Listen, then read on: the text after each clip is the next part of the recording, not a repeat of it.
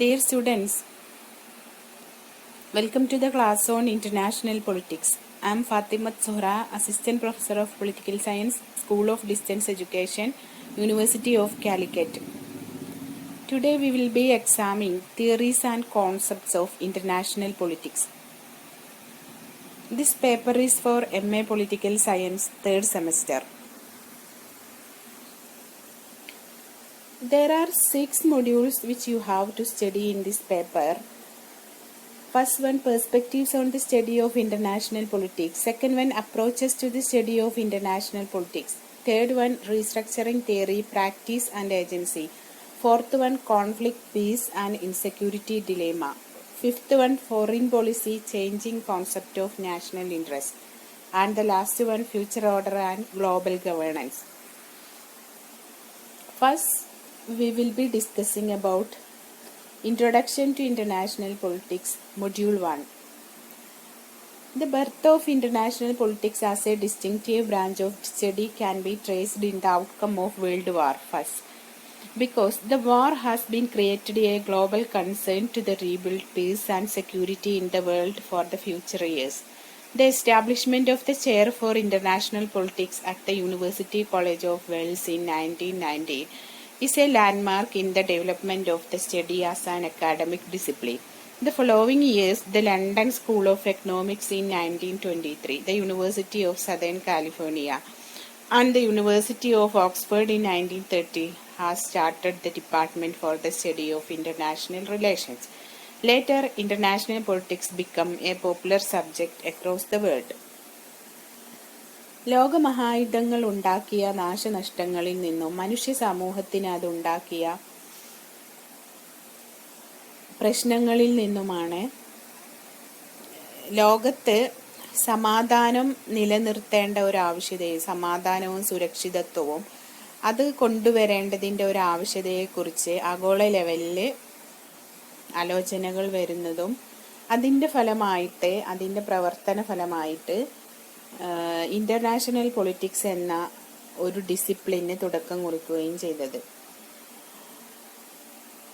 അങ്ങനെയുള്ള അന്താരാഷ്ട്ര ബന്ധങ്ങളെക്കുറിച്ചും അന്താരാഷ്ട്ര രാഷ്ട്രീയങ്ങളെക്കുറിച്ചുമുള്ള പഠനത്തെ പ്രോത്സാഹിപ്പിച്ചുകൊണ്ട് 1919 യൂണിവേഴ്സിറ്റി കോളേജ് ഓഫ് വെയിൽസിലും അതുപോലെ തന്നെ പിന്നീട് യൂണിവേഴ്സിറ്റി ഓഫ് സദേൺ കാലിഫോർണിയയിൽ ലണ്ടൻ സ്കൂൾ ഓഫ് എക്കണോമിക്സിലും അതുപോലെ ഓക്സ്ഫോർഡ് യൂണിവേഴ്സിറ്റിയിലും എന്തുണ്ടായി, ഇന്റർനാഷണൽ റിലേഷൻസിൻ്റെ ഡിപ്പാർട്ട്മെൻറ്റുകൾ ഉയർന്നു വരികയും ഇന്റർനാഷണൽ റിലേഷൻസ് അല്ലെങ്കിൽ ഇന്റർനാഷണൽ പൊളിറ്റിക്സ് പഠിക്കേണ്ടതിൻ്റെ ഒരു ആവശ്യകതയെ അത് കൂടുതൽ ഉയർത്തി കാണിക്കുകയും ഒരുപാട് അന്താരാഷ്ട്ര പ്രശ്നങ്ങളെ ഈ ഒരു ഡിസിപ്ലിനിലൂടെ അഡ്രസ് ചെയ്യുകയും ഉണ്ടായി. അങ്ങനെയാണ് ഇന്റർനാഷണൽ പൊളിറ്റിക്സിലേക്ക് അതൊരു അക്കാഡമിക് ഡിസിപ്ലിനായിട്ട് അതിലേക്ക് കടന്നു വരുന്നത്. ഇന്റർനാഷണൽ പൊളിറ്റിക്സിന് ഒരുപാട് ഡെഫിനിഷൻസ് ഉണ്ട്. നമുക്കതിൽ വളരെ ചുരുങ്ങിയത് മാത്രം, വളരെ ചെറിയ രീതിയിൽ മാത്രം ചില ഡെഫിനിഷൻസ് പരിശോധിക്കാം. കാരണം ഇത് നിങ്ങൾക്കറിയാം, ഇത് MAയുടെ പേപ്പറാണ്. അതുകൊണ്ട് നിങ്ങൾക്കിത് ഇനി വൈഡ് റീഡിങ്സ് ആവശ്യമാണ്. അപ്പം നിങ്ങൾ മറ്റു ലൈബ്രറികൾ, നമ്മുടെ SDE ലൈബ്രറിയും മറ്റു കാലിക്കറ്റ് യൂണിവേഴ്സിറ്റി ലൈബ്രറിയും മറ്റു സോഴ്സൊക്കെ ഉപയോഗിച്ചിട്ട് കൂടുതൽ ഈ നമ്മൾ പ്രത്യേകിച്ചും ഈ പേപ്പറിൽ നമ്മൾ പറയുന്നത് തിയറീസ് ആണ്. അപ്പോൾ അത് കൂടുതൽ നിങ്ങൾ വായന എന്തായാലും നിങ്ങൾക്ക് അത്യാവശ്യമാണ്. നമ്മൾ ചില ഡെഫിനിഷൻസ് ഇവിടെ പരിശോധിക്കാം. ഹാൻസ് ജെ മോർഗന്തോ അല്ലെങ്കിൽ HJ മോർഗന്തോ എന്ന് പറയുന്ന ഒരു ഇന്റർനാഷണൽ പൊളിറ്റിക്സിലെ ഒരു സ്കോളർ, അദ്ദേഹം പറയുന്നത് international politics is struggle for and use of power among nations. രാഷ്ട്രങ്ങൾ തമ്മിലുള്ള സ്ട്രഗിളും അതുപോലെ തന്നെ പവറിനെ ഉപയോഗപ്പെടുത്തലുമാണ് അന്താരാഷ്ട്ര ബന്ധങ്ങൾ എന്നാണ് ഹാൻസ് മോർഗന്തോ പറയുന്നത്. ഹാൻസ് മോർഗന്തോ ഇന്റർനാഷണൽ പൊളിറ്റിക്സിലെ ഒരു പ്രധാനപ്പെട്ട സ്കോളറാണ്. അദ്ദേഹം ഒരു റിയലിസ്റ്റ് ആയിരുന്നു. പൊളിറ്റിക്സ് എമംഗ് നാഷൻസ് എന്ന് പറയുന്ന ഒരു ബുക്ക് അദ്ദേഹം കോൺട്രിബ്യൂട്ട് ചെയ്തിട്ടുണ്ട്. അതുപോലെ തന്നെ മറ്റു ഡെഫിനിഷൻസ് നമുക്ക് കാണാൻ കഴിയും. Padelford and Lincoln define that international politics is the interaction of state policies within the changing pattern of power relationship. International politics എന്ന് പറയുന്നത് അതെന്താണ്? ഇന്ററാക്ഷൻ ഓഫ് സ്റ്റേറ്റ് അല്ലെങ്കിൽ ഇന്ററാക്ഷൻ ഓഫ് സ്റ്റേറ്റ് പോളിസീസിന്റെ ഒരു ഇന്ററാക്ഷൻ, ഒരു കൂടിച്ചേരലാണ്. എവിടെ? Within the changing pattern of power relationship. മാറിക്കൊണ്ടിരിക്കുന്ന അല്ലെങ്കിൽ എന്താണ്, വളരെ ഡൈനാമിക്കായ പവർ റിലേഷൻഷിപ്പിൽ ഉള്ള മാറ്റങ്ങളെ കുറിച്ച് പറയുന്ന ഒന്നാണ്. ദെൻ പാമർ ആൻഡ് പെക്കിങ്സ് എന്ന് പറയുന്ന രണ്ട് സ്കോളേഴ്സ് പറയുന്നു, international politics essentially concerned with the state system. International politics എന്ന് പറയുന്നത് സ്റ്റേറ്റ് സിസ്റ്റത്തെ കുറിച്ചാണ് അത് പ്രധാനമായും പരാമർശിക്കുന്നത് എന്ന് പറയുന്നു. അതായത് സ്റ്റേറ്റ് സിസ്റ്റം എന്ന് പറയുന്നത് നമുക്കറിയാം, ലോകത്ത് എന്തുണ്ട്? ഒരുപാട് സ്റ്റേറ്റുകളുണ്ട്, 200ഓളം സ്റ്റേറ്റുകളുണ്ട്. അപ്പോൾ ആ സ്റ്റേറ്റുകളെ കുറിച്ചൊക്കെ, ആ സ്റ്റേറ്റ് സിസ്റ്റത്തെ കുറിച്ച് പറയുന്ന, ആഗോള ലെവലിൽ അതിനെക്കുറിച്ച് പഠിക്കുന്ന ഒരു പഠനമാണ് എന്നുള്ളതാണ് പറയുന്നത്. ദെൻ ദ സ്റ്റേറ്റ് എനിവേ നമുക്ക് എന്താണ് ഇന്റർനാഷണൽ പൊളിറ്റിക്സ് ചുരുക്കത്തിൽ? The state come into the central position in the study of international politics. International പൊളിറ്റിക്സിലെ സ്റ്റേറ്റ് സെൻട്രൽ തീമായിട്ട് വരുന്നു ഈ സ്റ്റഡിയിൽ. Then it deals with conflict and cooperation among nations essentially at the political level. ഇതെന്താണ്? കോൺഫ്ലിക്റ്റും കോപ്പറേഷനും, nations രാജ്യങ്ങൾ തമ്മിലുള്ള കോൺഫ്ലിക്റ്റും കോപ്പറേഷനും ഇത് ഡീൽ ചെയ്യുന്നുണ്ട്, അതിനെക്കുറിച്ച് പഠിക്കുന്നുണ്ട് political level. Hence, the complex process of globalization bring a new dimension to the study of international politics. International politicsലെ ഒരു പുതിയ ഡയമെൻഷൻ, ഒരു വളരെ വ്യത്യസ്ത തരത്തിലുള്ള ഡയമെൻഷൻ ഉണ്ടാക്കിയെടുത്ത ഒരു പ്രതിഭാസമാണ് ആഗോളവൽക്കരണം അല്ലെങ്കിൽ ഗ്ലോബലൈസേഷൻ എന്ന് പറയുന്നത്. Then scope of international politics. International പൊളിറ്റിക്സിന്റെ സ്കോപ്പ് എന്താണ്? അതായത് നമുക്കറിയാം, സ്കോപ്പ് എന്നുള്ളതുകൊണ്ട് ഉദ്ദേശിക്കുന്നത് ഒരു സബ്ജക്റ്റിന്റെ വ്യാപ്തിയാണ് എന്നുള്ളത് നമുക്കറിയാം. എന്തെല്ലാം കാര്യങ്ങളെയാണ് ആ സബ്ജക്റ്റ് ഡീൽ ചെയ്യുന്നുള്ളത് എന്നുള്ളത്. അപ്പോൾ at the present time there are almost 200 independent states and they interact with each others in different ways. നമ്മൾ നേരത്തെ പറഞ്ഞ പോലെ എന്തുണ്ട്, ഇവിടെ ലോകത്ത് ഒരുപാട് സ്റ്റേറ്റുകളുണ്ട്. അപ്പം അതുകൊണ്ട് തന്നെ നമ്മൾ പ്രസന്റ് ടൈമിൽ ഇത്രത്തോളം സ്റ്റേറ്റുകൾ അവരുടെ ഇന്ററാക്ഷൻ അത് ഡിഫറെന്റ് വേഴ്സിൽ നടന്നുകൊണ്ടിരിക്കുകയാണ്. അപ്പോൾ ആ ഒരു ഡിഫറെന്റ് വേഴ്സിൽ നടന്നുകൊണ്ടിരിക്കുന്ന ഈ ബന്ധങ്ങൾ അത് ഇന്റർനാഷണൽ പൊളിറ്റിക്സിൽ അതിൻ്റെ ഒരു സ്കോപ്പ് തന്നെയാണ്. The states are usually embedded in international markets that reflect in the formation of their government policies and the wealth and welfare of its citizens. State എന്ത് ചെയ്യാണ്? പല സ്റ്റേറ്റുകളും അല്ലെങ്കിൽ എല്ലാ സ്റ്റേറ്റുകളും എന്താണ്, ഇന്റർനാഷണൽ മാർക്കറ്റിൽ എന്തിനു വളരെ പ്രധാനമായിട്ടും എന്ത് ചെയ്യുന്നുണ്ട്, ഇടപെടുന്നുണ്ട്. അല്ലെങ്കിൽ ഇന്റർനാഷണൽ മാർക്കറ്റിൽ എല്ലാ സ്റ്റേറ്റും നല്ലൊരു റോൾ വഹിക്കുന്നുണ്ട്, പ്രത്യേകിച്ച് ഗ്ലോബലൈസേഷൻ വന്നതോടെ. അപ്പോൾ അതുകൊണ്ട് തന്നെ അവരെന്ത് ചെയ്യുന്നു, അവരുടെ ഒരു സ്റ്റേറ്റിന്റെ ഗവൺമെന്റ് പോളിസിയും അതുപോലെ ആ സ്റ്റേറ്റിന്റെ സമ്പത്തും അവിടുത്തെ ജനങ്ങളുടെ വെൽഫെയർ, ജനങ്ങൾക്ക് ജീവിക്കാനുള്ള വെൽഫെയർ പോളിസികൾ എല്ലാം ഈ ഇന്റർനാഷണൽ പൊളിറ്റിക്സിന്റെ സ്കോപ്പിൽ പരിമിതിക്കുള്ളിൽ വരുന്നു.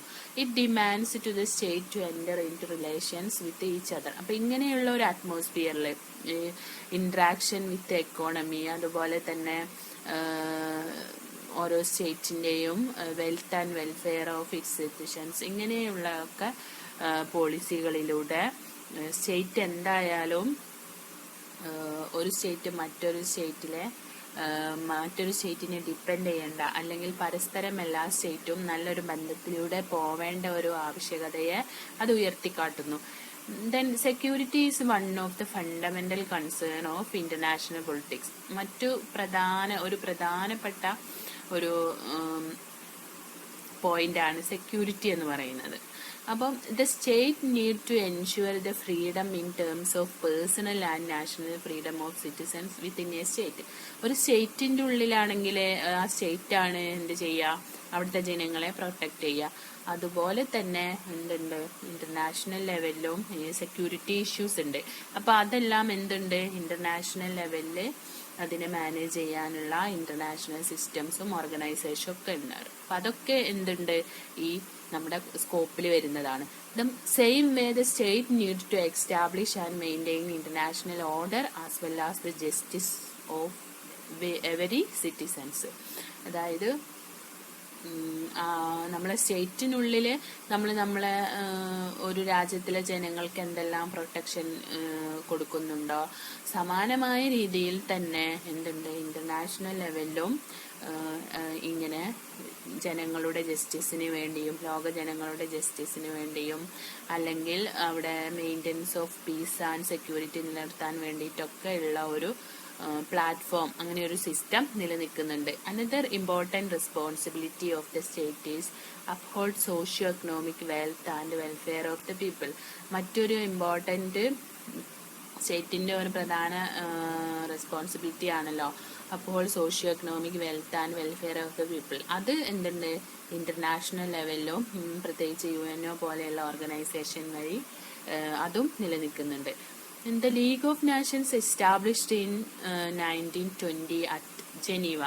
ലീഗ് ഓഫ് നാഷൻസ് എന്ന് പറയുന്ന ഒരു സംഘടന ഒന്നാം ലോക മഹായുദ്ധത്തിന് ശേഷം എന്ത് ചെയ്തിട്ടുണ്ട്, നിലവിൽ വന്നിട്ടുണ്ടായിരുന്നു. അതായത് സമാധാനത്തിന് വേണ്ടിയിട്ട് ഉണ്ടായി വന്ന ഒരു സംഘടനയാണത്. ആ ഓർഗനൈസേഷൻ ആദ്യമായിട്ട് സെക്യൂരിറ്റിക്ക് വേണ്ടിയിട്ട് നിലവിൽ വന്നു. പക്ഷെ അത് ഫെയിൽഡ് ആയിപ്പോയി. അതിനുശേഷമാണ് പിന്നീട് UNO 1955 നമ്മളെ രണ്ടാം ലോക മഹായുദ്ധത്തിനു ശേഷം വരുന്നത്. The fundamental objective of this institution was to promote international cooperation and achieve peace and security in the world. 1920 league of നാഷൻസിന്റെയും ഫണ്ടമെന്റൽ ഒബ്ജക്റ്റീവ് എന്തായിരുന്നു, ഇന്റർനാഷണൽ സഹകരണം, ഇന്റർനാഷണൽ കോപ്പറേഷൻ ആൻഡ് അച്ചീവ് എന്ത് നേടുക, peace and security in the world. ലോകത്ത് peace and security ഉണ്ടാക്കുക എന്നുള്ളത് അതിൻ്റെ ലക്ഷ്യമായിരുന്നു.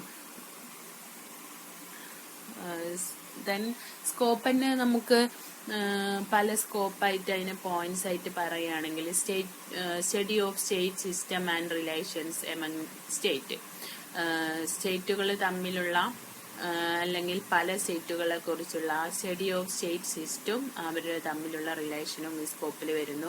Then study of national interest and national പവറും നാഷണൽ ഇൻട്രസ്റ്റും എല്ലാം ഈ സ്കോപ്പിന്റെ പരിമിതിയിൽ വരുന്നുണ്ട്. കാരണം ഓരോ രാജ്യത്തിനും എന്തുണ്ട്, അവരുടെ നാഷണൽ ഇൻട്രസ്റ്റ് ഉണ്ട്. ആ നാഷണൽ പവർ ഇൻക്രീസ് ചെയ്യാൻ വേണ്ടി അവർ സ്വീകരിക്കുന്ന മാർഗങ്ങളുണ്ട്.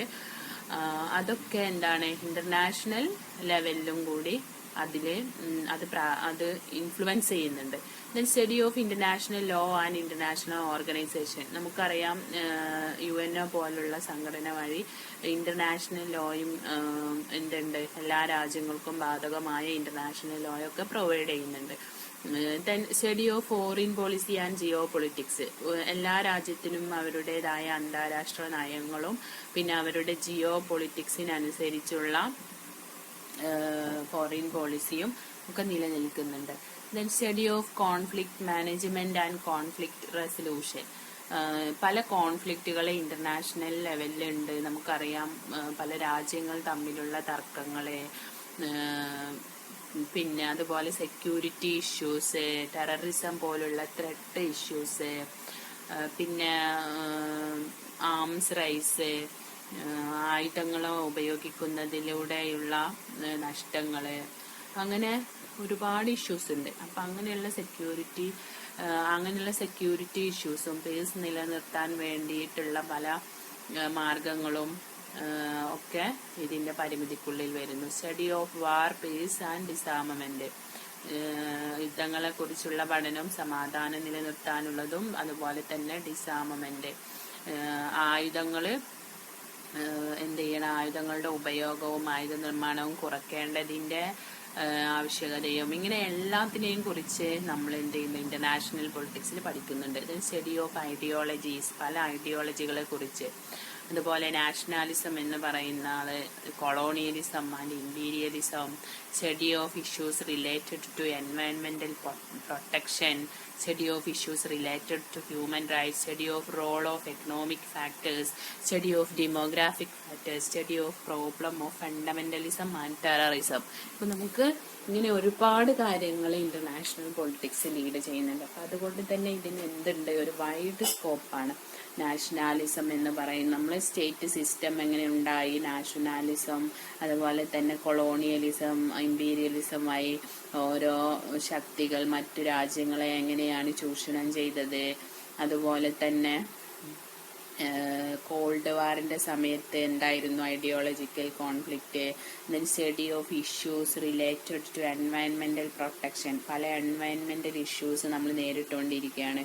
ഗ്ലോബൽ വാർമിങ്, ഓസോൺ ഡിപ്ലീഷൻ പോലെയുള്ള അതിനെ കുറിച്ചൊക്കെയുള്ള ഡിസ്കഷൻസ്, ഗ്ലോബൽ ലെവലിൽ നമ്മൾ എന്താണ് ചെയ്യേണ്ടത് എന്നുള്ള കാര്യങ്ങൾ. Study of issues related to human rights violation എന്ത് ചെയ്യുന്നുണ്ട്, നടക്കുന്നുണ്ട് ആഗോള ലെവലിലും. അപ്പോൾ അങ്ങനെയുള്ള ഇഷ്യൂസ് ഇത് അഡ്രസ് ചെയ്യുന്നുണ്ട്. Study of role of economic factors, പല എക്കണോമിക് പോളിസികൾ ഇന്റർനാഷണൽ ലെവലിലും നടക്കുന്നുണ്ട്. അപ്പം അങ്ങനെയുള്ള എക്കണോമിക് ഫാക്ടേഴ്സും മറ്റു എക്കണോമിക് പോളിസികൾ ഡിസ്കസ് ചെയ്യുന്നു. സ്റ്റേറ്റുകൾ തമ്മിലുള്ള ഇന്ററാക്ഷന്, ഫണ്ടിങ്, ഇങ്ങനെയുള്ള എല്ലാം. Study of demographic factors, study of problem of fundamentalism and terrorism, ഇങ്ങനെ എല്ലാം എന്താണ് നമ്മുടെ ഇന്റർനാഷണൽ പൊളിറ്റിക്സിന്റെ സ്കോപ്പിൽ വരുന്നു. ദെൻ ഇതിൽ മറ്റൊരു പോയിന്റാണ് പവർ ഇൻ ഇന്റർനാഷണൽ പൊളിറ്റിക്സ് എന്ന് പറയുന്ന കോൺസെപ്റ്റ്. പവർ എന്ന് പറയുന്ന കോൺസെപ്റ്റ് ഇന്റർനാഷണൽ പൊളിറ്റിക്സിൽ വളരെ പ്രധാനപ്പെട്ട ഒന്നാണ്. കാരണം നമുക്കറിയാം പവർ പൊളിറ്റിക്സ് ആണ് നടന്നുകൊണ്ടിരിക്കുന്നത്. എത്ര സമാധാനത്തെക്കുറിച്ചൊക്കെ പറഞ്ഞാലും പവർ ഉപയോഗിക്കാൻ പ്രത്യേകിച്ച് ശക്തിയുള്ള രാജ്യങ്ങളെ അത് ഉപയോഗിക്കുന്നത് നമ്മൾ കണ്ടുകൊണ്ടിരിക്കുകയാണ്. Laswell and Kaplan explains politics is the study of the shaping and sharing of powers. ലാസ്വെല്ലും കപ്ലാനും പറയുന്നത് politics is the study of shaping and sharing of power എന്നാണ്. Then Morgenthau explain that politics is the struggle for power. നമ്മൾ തുടക്കത്തിൽ definition പറഞ്ഞപ്പോൾ തന്നെ പറഞ്ഞിരുന്നു അത് എന്താണ്, is the struggle for power. Thus power has significant role in the study of political science. Anyway നമുക്കറിയാം പവറിന് എന്തുണ്ട്, പൊളിറ്റിക്കൽ സയൻസിൽ വളരെ പ്രധാനപ്പെട്ട ഒരു റോളുണ്ട്.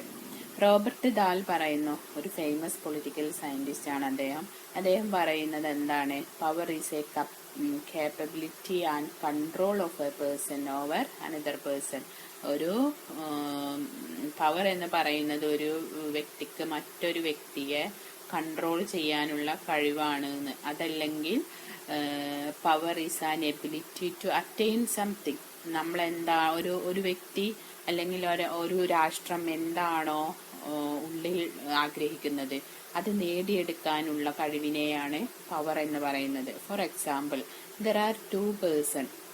എന്തുണ്ട്, നമുക്കൊരു ഉദാഹരണം നോക്കാം. 2 വ്യക്തികളുണ്ട്, എ ആൻഡ് ബി എന്ന് നമുക്ക് അവരെ വിളിക്കാം. If A has capability to control B, എക്ക് ബീനെ കൺട്രോൾ ചെയ്യാനുള്ള ഒരു കഴിവ്, ഒരു കപ്പാസിറ്റി ഉണ്ടെങ്കിൽ അത് എന്താണ് അർത്ഥമാക്കുന്നത്? It means that A exercise power over B.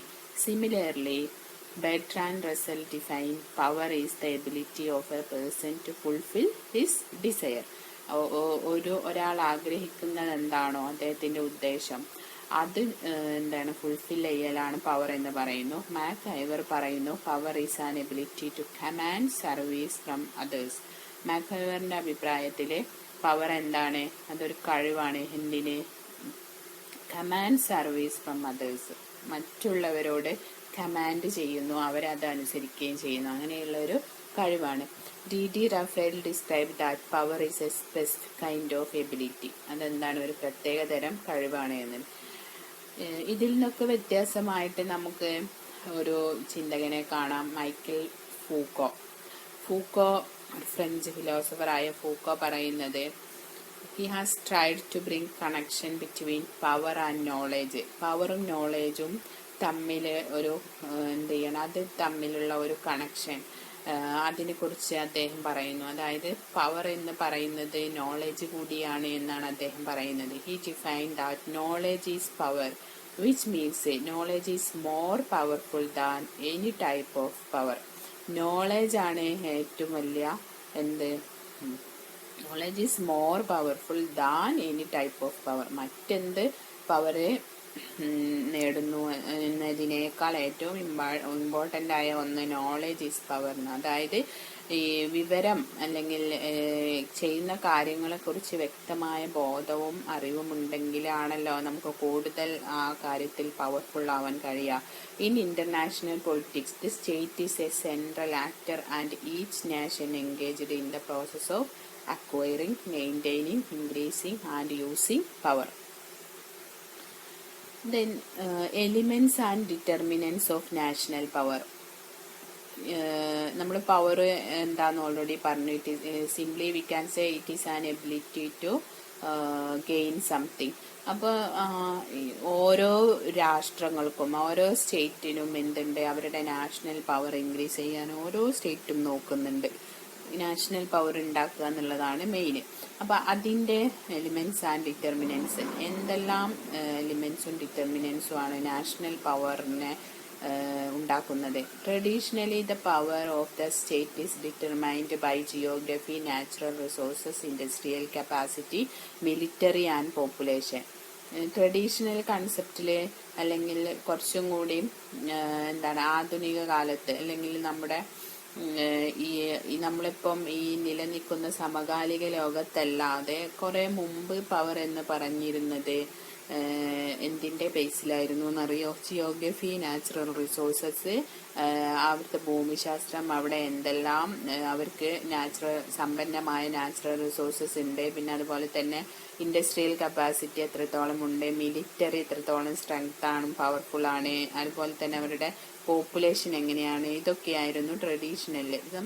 അതേസമയം പിന്നീട് some scholars like Morgenthau says that these are elements as well as determinants of national powers. മോർഗന്തോയും പറയുന്നത് ഈ natural resources, industrial capacity, military and population, ഇതൊക്കെ എന്താണ്, ചില elements ആണ്.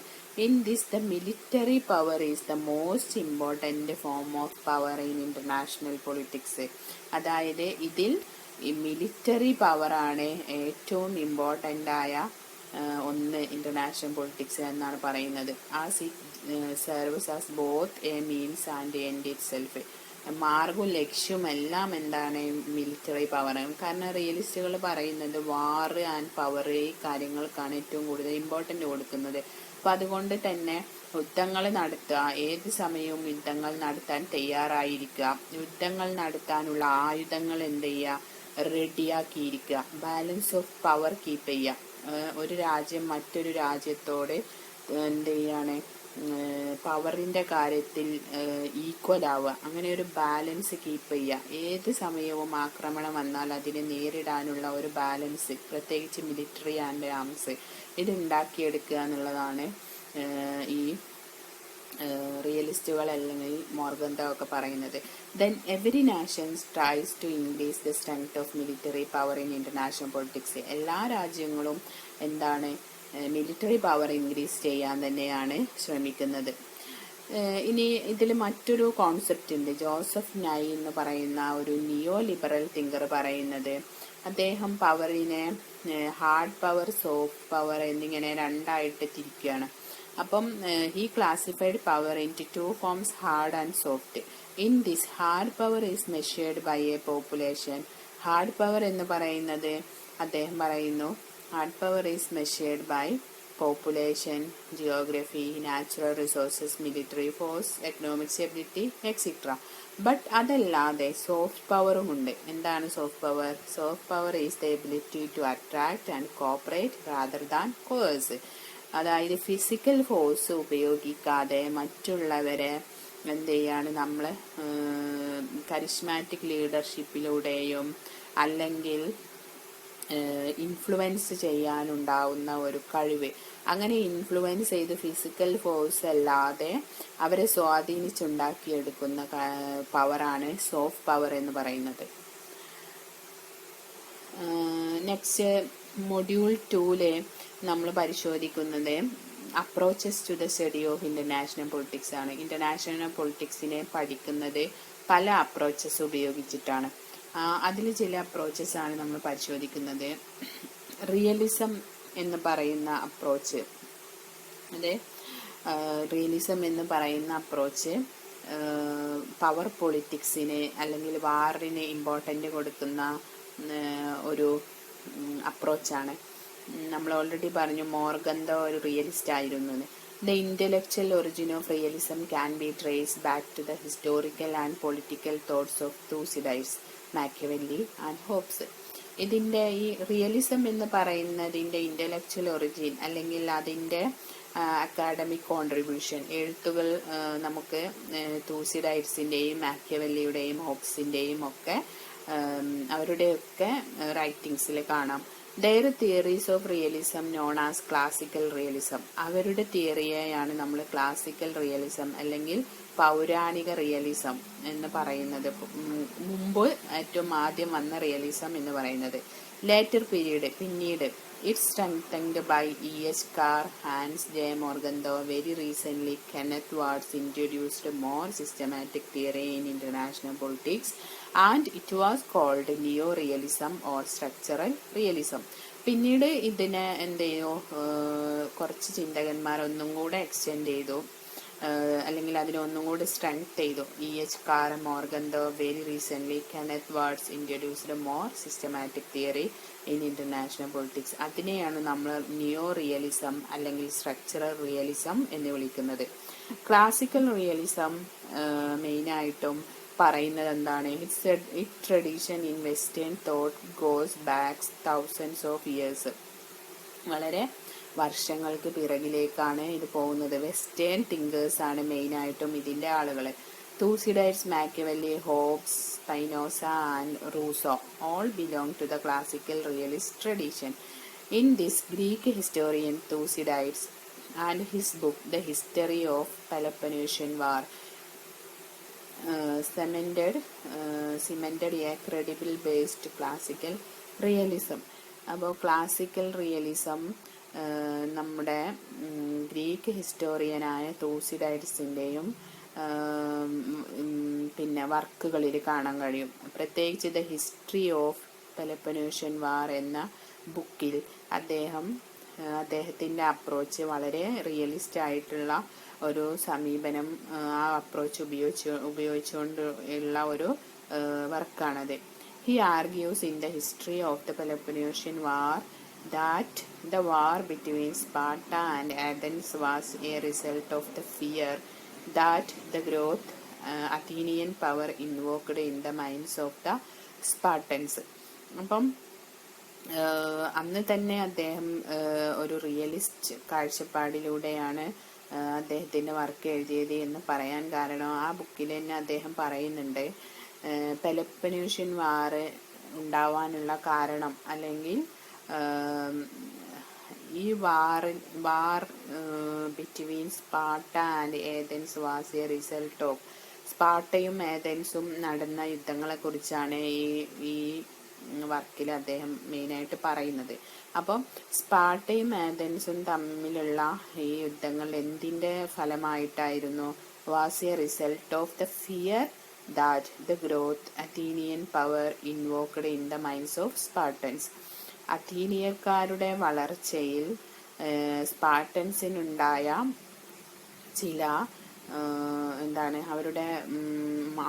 അവരിത്രയും strong ആയി വരുന്നു അഥീനിയൻകാർ. അപ്പം അവരുടെ മൈൻഡിലുണ്ടായ ആ ഒരു സസ്പീഷ്യസ് അല്ലെങ്കിൽ അതുപോലെ നമ്മളും പവർഫുൾ ആവണം, ബാലൻസ് ഓഫ് പവർ കീപ്പ് ചെയ്യണം എന്ന രീതിയിലുണ്ടായ ഒരു ചിന്തയാണ് ഈ യുദ്ധത്തിന് കാരണം എന്ന് പറയുന്നുണ്ട്. അപ്പോൾ അത് തന്നെയാണ് റിയലിസ്റ്റുകൾ പറയുന്നത്. പവർ ആയിരിക്കും മെയിന്. ഓരോ രാഷ്ട്രങ്ങളും എന്ത് ചെയ്യും, പവർഫുൾ ആവാൻ ശ്രമിക്കും. അതിനു വേണ്ടി ആയുധങ്ങൾ ഉണ്ടാക്കും, ആയുധങ്ങൾ വാങ്ങിക്കൂട്ടും, യുദ്ധം നടത്താൻ തയ്യാറാവും, സാമ്രാജ്യങ്ങൾ വികസിപ്പിക്കും. ഇതൊക്കെ തന്നെയാണ്. The Spartans thought it was important to maintain balance of power in the international system in which they existed. അപ്പോൾ ആ സമയത്ത് സ്പാർട്ടൻസ് ചിന്തിക്കുകയാണ്, എന്താണ്, ബാലൻസ് ഓഫ് പവർ എന്ന് പറയുന്ന ഒന്ന് മെയിൻറ്റെയിൻ ചെയ്യൽ വളരെ ഇമ്പോർട്ടൻ്റ് ആണ്. കാരണം ഒരാക്രമണം മറ്റു ലോകരാജ്യങ്ങളെ അല്ലെങ്കിൽ പ്രത്യേകിച്ച് മറ്റു നമ്മുടെ അതിർത്തി രാജ്യങ്ങളൊക്കെ വളരെ കൂടുതൽ ശക്തി പ്രാപിച്ച് മിലിറ്ററി അതുപോലെ തന്നെ എല്ലാ ലെവലും ശക്തി പ്രാപിച്ചു വരുമ്പോൾ നമുക്ക് ഏത് സമയവും നമ്മൾ എന്ത് ചെയ്യണം, ഒരു ആക്രമണം പ്രതീക്ഷിക്കണം. അവർ നമ്മെ ആക്രമിച്ച് കീഴടക്കും എന്നുള്ള ഒരു ആക്രമണം പ്രതീക്ഷിക്കണം. അപ്പം അങ്ങനെ പ്രതീക്ഷിച്ചിരിക്കുമ്പോഴാണ് ബാലൻസ് ഓഫ് പവർ ഉണ്ടാവുക. നമ്മൾ എന്ത് ചെയ്യും, ആ ആക്രമണത്തെ നേരിടാൻ വേണ്ടിയിട്ടുള്ള ഒരു തയ്യാറെടുപ്പ്, അങ്ങനെയുള്ള ഒരു ബാലൻസ് ഓഫ് പവർ കീപ്പ് ചെയ്യും എന്ന് പറയുന്നു. ദെൻ മാക്യവെല്ലിയുടെ വർക്കായ ദ പ്രിൻസ്, അതിൽ the prince is considered to be one of the earliest text of realist writings. പ്രിൻസും ഇതുപോലെ തന്നെ എന്താണ്, one of the earliest text ആണ് റിയലിസ്റ്റ് കാഴ്ചപ്പാടിൽ എഴുതിയ. He suggests that state aspire to conquer the world for the sake of self defence. Similarly Thomas Hobbes arguments, അല്ലെങ്കിൽ Thomas Hobbes പറയുന്നത് എന്താണ്, on the state of nature. അദ്ദേഹത്തിൻ്റെ Hobbes social contract അല്ലെങ്കിൽ contract തിയറിയുടെ ആളാണ്. ഇപ്പോൾ social contract എന്ന് പറയുന്ന ഒരു കോൺട്രിബ്യൂഷൻ അദ്ദേഹം തന്നിട്ടുണ്ട്. അപ്പോൾ Thomas hobs argued that on the state of nature have become well respected in the classical realist tradition. Thomas ഹോബ്സിൻ്റെ സ്റ്റേറ്റ് ഓഫ് നേച്ചറിൽ അദ്ദേഹം പറയുന്നത് അവിടെയും ഇതുപോലെ എന്തായിരുന്നു, കണ്ടിന്യൂസ് വാറായിരുന്നു നടന്നിരുന്നത് എന്ന് പറയുന്നുണ്ട്. അങ്ങനെയുള്ള ഒരു വാർ കൊണ്ട് ജനങ്ങൾ ബുദ്ധിമുട്ടിയിട്ടാണ് പിന്നീട് ഒരു കോൺട്രാക്റ്റ് വഴി സ്റ്റേറ്റിൻ്റെ ഒരു രൂപീകരണത്തിലേക്ക് വന്നത് എന്ന് പറയുന്നുണ്ട്. Hobbes work Leviathan argues that prior to the formation of the സ്റ്റേറ്റിൻ്റെ അതായത് സ്റ്റേറ്റ് എന്ന് പറയുന്ന നമ്മളിപ്പോൾ കാണുന്ന ഒരു സ്റ്റേറ്റിൻ്റെ ഫോർമേഷന് മുമ്പുള്ള അവസ്ഥയിൽ human beings remained in the state of nature which was characterized by insecurity and fear.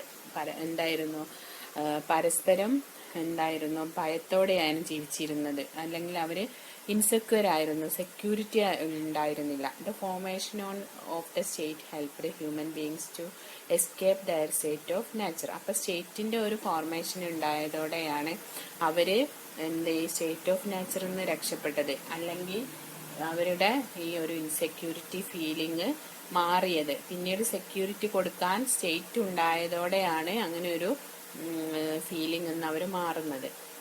ചുരുക്കി പറഞ്ഞാൽ classical realist presents that nation state as the primary actor and power is the ultimate goal in international politics.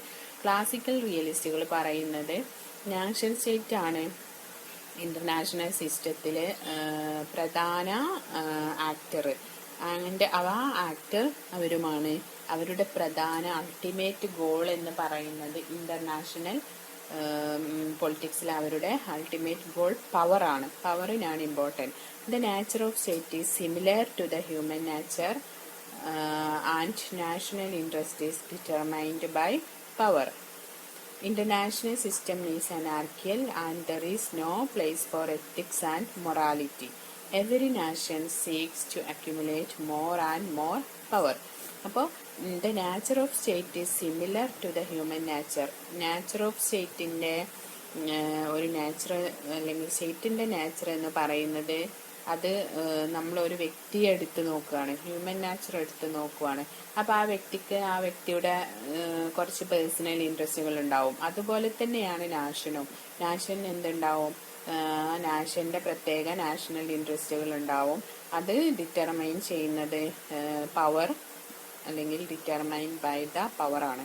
International system is anarchical and there is no place for ethics and morality. എത്തിക്സിനും മൊറാലിറ്റിക്കും ഒന്നും ഒരു പ്രാധാന്യമില്ല. International system എന്താണ്? അനാർക്കിയലാണ്. And every nation seeks to accumulate more and more power. എല്ലാ രാജ്യങ്ങളും എന്തിനു വേണ്ടിയാണ് ശ്രമിക്കുന്നത്? മോർ ആൻഡ് മോർ പവർ ആവാനാണ്. Then there are 6 principles of realism. Morgenthau propose ചെയ്ത 6 പ്രിൻസിപ്പിൾസ് ഓഫ് റിയലിസം ഉണ്ട്. അതിൽ first one, politics are governed by objective laws that have their roots in human nature. Politics എന്ന് പറയുന്നത് എന്താണ്? Politics are governed by objective laws. ചില objective laws വഴിയാണ് അത് എന്ത് ചെയ്യുന്നത്? ഗവേൺ ചെയ്യുന്നത്. പക്ഷേ that have their roots in human nature, അതിനെന്തുണ്ട്? ഹ്യൂമൻ നേച്ചറിൻ്റെ ഒരു റൂട്ട്സ് ഉണ്ട്. അല്ലെങ്കിൽ നമ്മൾ നേരത്തെ പറഞ്ഞ പോലെ ഒരു വ്യക്തിക്ക് ഈ റിയലിസ്റ്റുകൾ പറയും പ്രകാരം മനുഷ്യന്മാരെല്ലാം സെൽഫിഷും പിന്നെ അതുപോലെ തന്നെ സ്വാർത്ഥരൊക്കെ, സെൽഫിഷ്, സ്വാർത്ഥര്, and they are brutish, nasty എന്നൊക്കെയാണ് പറയുന്നത്. അപ്പം ആ ഒരു ക്യാരക്ടർ, അങ്ങനെ സെൽഫായിട്ടുള്ള ഒരു ക്യാരക്ടർ ഹ്യൂമൻ നാച്ചറിന് ബേസിക്കലി ഉണ്ട് എന്നും അത് നമ്മുടെ സ്റ്റേറ്റും അത് എന്ത് ചെയ്യും? പ്രകടിപ്പിക്കും എന്ന് പറയുന്നു.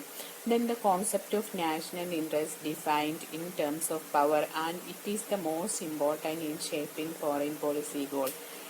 നാഷണൽ ഇൻട്രസ്റ്റ് എന്ന് പറയുന്നത് പവറിൻ്റെ അടിസ്ഥാനത്തിലാണ് അത് ഡിഫൈൻ ചെയ്യുന്നത് എന്നും അത് വളരെ മോസ്റ്റ് ഇമ്പോർട്ടൻ്റ് ആണ് എന്തിൽ? ഫോറിൻ പോളിസിയുടെ ലക്ഷ്യത്തിലും അത് ഷേപ്പ് ചെയ്യുന്നതിലും. The national interest in a particular period of time depends on the political and cultural context of the world. National interest എന്ന് പറയുന്നത് ഒരു പർട്ടിക്കുലർ പീരീഡിൽ in a particular period of time depends on the political. ഒരു particular പീരീഡിൽ അത് പൊളിറ്റിക്കലും and cultural contacts of the world, അത് cultural ലോകത്തിൻ്റെ കൾച്ചറൽ കോണ്ടാക്ട്സിലും എന്തുണ്ട്? ഒതുങ്ങി നിൽക്കുന്നു എന്നുള്ളതാണ്. Then universal moral principles cannot be applied to the actions of the state. Universal moral principles എന്ന് പറയുന്നത് എന്താണ്? സ്റ്റേറ്റ് ആക്ഷൻ ഉപയോഗിക്കുമ്പോൾ അതൊന്നും എന്തല്ല? അപ്ലിക്കബിൾ അല്ല. ഇപ്പം നമുക്കറിയാം, നമ്മൾ എന്താ ചെയ്യുക? നാഷണൽ ഇൻട്രസ്റ്റ് അല്ലെങ്കിൽ ഒരു സ്റ്റേറ്റിൻ്റെ സെൽഫ് ഇൻട്രസ്റ്റ് ഉള്ള കാര്യങ്ങൾക്ക് അവിടെ മൊറാലിറ്റി ഒന്നും നോക്കാറില്ല. അവിടെ സ്റ്റേറ്റിൻ്റെ പ്രസ്റ്റീജ്, സ്റ്റേറ്റിൻ്റെ പവർ, അതിനൊക്കെ ആയിരിക്കും ഇമ്പോർട്ടൻ്റ് കൊടുക്കുക. Instead state must be function in according to time and place. അപ്പോൾ സ്ഥലവും സമയമൊക്കെ നോക്കിയിട്ട്, കാലവും സമയമൊക്കെ നോക്കിയിട്ടൊക്കെ സ്റ്റേറ്റ് എന്ത് ചെയ്യും? ഫങ്ഷൻ ചെയ്യും. ഇപ്പോൾ നമുക്ക് ഒരു പ്രത്യേക സാഹചര്യത്തിൽ പെട്ടെന്ന് നമുക്കൊരു ആക്ഷൻ ഉപയോഗിക്കേണ്ടി വന്നാൽ അവിടെ നമ്മൾ മറ്റുള്ള നമ്മുടെ ശത്രു രാജ്യത്ത് എത്ര നിരപരാധികൾ മരിക്കും, അങ്ങനെയുള്ള കാര്യങ്ങളൊന്നും ആലോചിക്കാറില്ലല്ലോ. നമുക്ക് പ്രധാനം നമ്മുടെ നാഷണൽ ഇൻട്രസ്റ്റ് ആയിരിക്കും. അതാണ് ഉദ്ദേശിക്കുന്നത്. Then political realism refuses to identify the moral aspirations of a particular nation within the moral laws the government of universe. അപ്പം അതുകൊണ്ട് തന്നെ ഇവർ ഈ moral aspirations of a particular nation എന്ന് പറയുന്ന ആ ഒരു സംഭവത്തെ അവരെന്ത് ചെയ്യുന്നു? റെഫ്യൂസ് ചെയ്യുന്നു. Politics is an autonomous sphere not subordinate to economics, law, morality and so on. നമ്മൾ നേരത്തെ പറഞ്ഞു ക്ലാസിക്കൽ റിയലിസം, നിയോ റിയലിസം ഉണ്ട് എന്നുള്ളത്, അല്ലെങ്കിൽ സ്ട്രക്ചറൽ റിയലിസം കൂടി ഉണ്ട് എന്നുള്ളത് റിയലിസത്തിൻ്റെ ഒരു എക്സ്റ്റൻഷനാണ്. കെനത്ത് വാർഡ്സ് ആണ് നിയോ റിയലിസത്തിൻ്റെ വക്താവ്. Kenneth Waltz's much celebrated book the theory of international politics, അദ്ദേഹത്തിൻ്റെ ബുക്കായ the theory of international politics 1979 publish ചെയ്തു. ഈ ബുക്കിൽ അദ്ദേഹം he offered a rigorous systematic theory of world politics. His entire idea of realism was known as neo-realism or structural realism. It mainly focuses on the international system rather than human nature in international politics. അദ്ദേഹം human നാച്ചറിനേക്കാളും important കൊടുക്കുന്നത് international സിസ്റ്റത്തിനാണ്. അതേസമയം റിയലിസ്റ്റുകൾ human nature സെൽഫിഷും നാസ്റ്റിയും ഒക്കെ ആവുമ്പോൾ അതേ സംഭവം തന്നെയാണ് ഒരു നാഷനും പ്രയോഗിക്കുന്നത്. ബേസിക്കലി അവർ പറയുന്നത് ഹ്യൂമൻ നാച്ചർ ആണ് സ്റ്റേറ്റിനും എന്നാണ്. Ward's neorealism is a critic of traditional classical realism as well as an intellectual response to the changing context of global politics. അതുകൊണ്ട് തന്നെ കെനത്ത് വേർഡ്സ് ഈ ട്രഡീഷണൽ ക്ലാസിക്കൽ റിയലിസത്തെ ക്രിറ്റിസൈസ് ചെയ്യുന്നുണ്ട്. അതേസമയം അദ്ദേഹം ഇതിന് ചില ചില ഈ റിയലിസത്തിന് കുറച്ചും കൂടി സ്ട്രെങ്ത് നൽകുന്നുണ്ട്. ഈ changing context of global politics എന്നുള്ള കാര്യത്തെ ഉൾക്കൊള്ളിച്ചുകൊണ്ട്. According to Waltz, the international system has a well defined structure. International system എന്ന് പറയുന്നത് വളരെ ഡിഫൈൻഡ് ആയ ഒരു സ്ട്രക്ചർ ആണെന്നും ആൻഡ് ഹാസ് 3 ഇമ്പോർട്ടൻറ്റ് ക്യാരക്ടറിസ്റ്റിക്, അതിന് പ്രധാനമായും 3 ക്യാരക്ടറിസ്റ്റിക്സ് ഉണ്ട് എന്ന് പറയുന്നു. The ordering principles of the system, the character of the units in the system and the distribution of capabilities of the units in the system. അങ്ങനെ 3 He put forward the concept of unipolar, bipolar and multipolar systems in international affairs defined by the number of great powers. Unipolar അതായത് ഒരു പ്രധാന ശക്തി പിന്നെ ഒരു പ്രധാന ശക്തിക്ക് dominance കിട്ടുന്ന ഒരു യൂണിപോളാർ വേൾഡും ബൈപോളാർ എന്ന് പറയുന്നത് എന്താണ്, 2 പ്രധാന ശക്തികൾ ലോകത്തെ റോൾ വഹിക്കുന്ന ബൈപോളാർ എന്ന സിസ്റ്റവും മൾട്ടിപോളാർ സിസ്റ്റം വ്യത്യസ്ത പവറുകൾ ഒരു ഇന്റർനാഷണൽ ലെവലിൽ വ്യത്യസ്ത പവറുകൾ റോൾ വഹിക്കുന്ന സിസ്റ്റം, അങ്ങനെയൊക്കെയുള്ള സിസ്റ്റങ്ങളെ കുറിച്ച് ആര് പറയുന്നുണ്ട്, ഈ കെന്നത്ത് വാർഡ്സ് പറയുന്നുണ്ട്.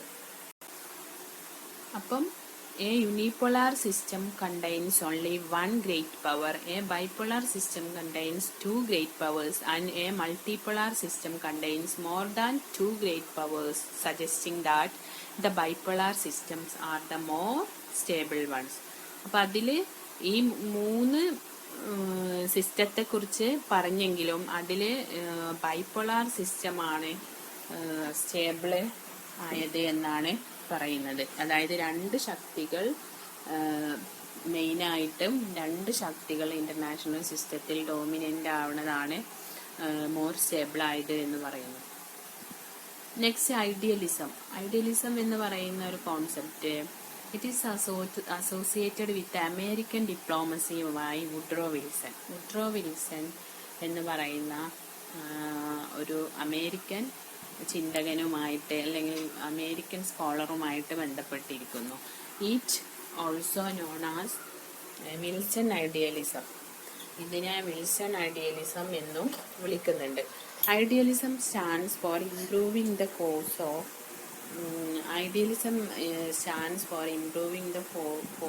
international relations by eliminating war, hunger, inequality, tyranny, force, suppression and violence from international relations to remove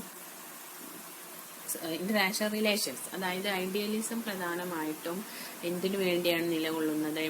four improving the course of international relations by eliminating war, യുദ്ധങ്ങളെ ഇല്ലാതാക്കുക, അതുപോലെ തന്നെ hunger, inequality, tyranny, force, suppression and violence, അങ്ങനെയുള്ള കാര്യങ്ങളിൽ നിന്നൊക്കെ international പൊളിറ്റിക്സിനെ free ആക്കുക. And to remove these evils is the objective before humankind. Political idealism in international relations represents a set of ideas which together oppose war and advocate the reform of international community through dependence upon moral values and the development of international institutions and international law. അപ്പോൾ international പൊളിറ്റിക്സിനെ അല്ലെങ്കിൽ international റിലേഷൻസിനെ വാറിൽ നിന്നും free ആക്കിയിട്ട് എന്ത് ചെയ്യണം, moral വാല്യൂസിന് ഇമ്പോർട്ടൻ്റ് കൊടുത്തിട്ട് ഇന്റർനാഷണൽ ഇൻസ്റ്റിറ്റ്യൂഷനെയൊക്കെ moral values and development of international law അങ്ങനെയുള്ള നിയമങ്ങളും മോറൽ വാല്യൂസും ഒക്കെ നോക്കിയിട്ട് ഇന്റർനാഷണൽ ഇൻസ്റ്റിറ്റ്യൂഷൻസ് എന്ത് ചെയ്യുക, ഉയർന്നു വരിക എന്നുള്ളതാണ് ഐഡിയലിസത്തിന്റെ പ്രത്യേകത. The idealist approach advocates morality as the means for securing the desired objective of making the world an ideal world. ഒരു ഐഡിയൽ വേൾഡ് ഉണ്ടാക്കിയെടുക്കാൻ അവർ പറയുന്നത് morality as the means for securing the desired objective of making the world and ideal world. മൊറാലിറ്റിയാണ് വേണ്ടത്, മാർഗം എന്തായിരിക്കണം, morality ആവണം. അതേസമയം റിയലിസ്റ്റുകൾ പറയുന്നത് ലക്ഷ്യവും മാർഗവും ഒക്കെ പവറാണ് എന്നാണ്. Politics provide for the good life and respect for his fellow humans. Politics provide ചെയ്യും for the good life and the respect for his fellows humans both domestically and internationally. പരസ്പരം റെസ്പെക്ട് ചെയ്യുക, മോറൽ വാല്യൂസ് ഒക്കെ keep ചെയ്തുകൊണ്ടിരുന്ന. Main features of idealism എന്ന് പറയുന്നത് human nature is essentially good and capable of good deeds in international relations. Human nature എന്ന് പറയുന്നത് essentially good ആണ്. റിയലിസ്റ്റുകൾ പറയുന്ന പോലെ എന്തല്ല, സെൽഫിഷും ഒന്നുമല്ല എന്നുള്ളതാണ്.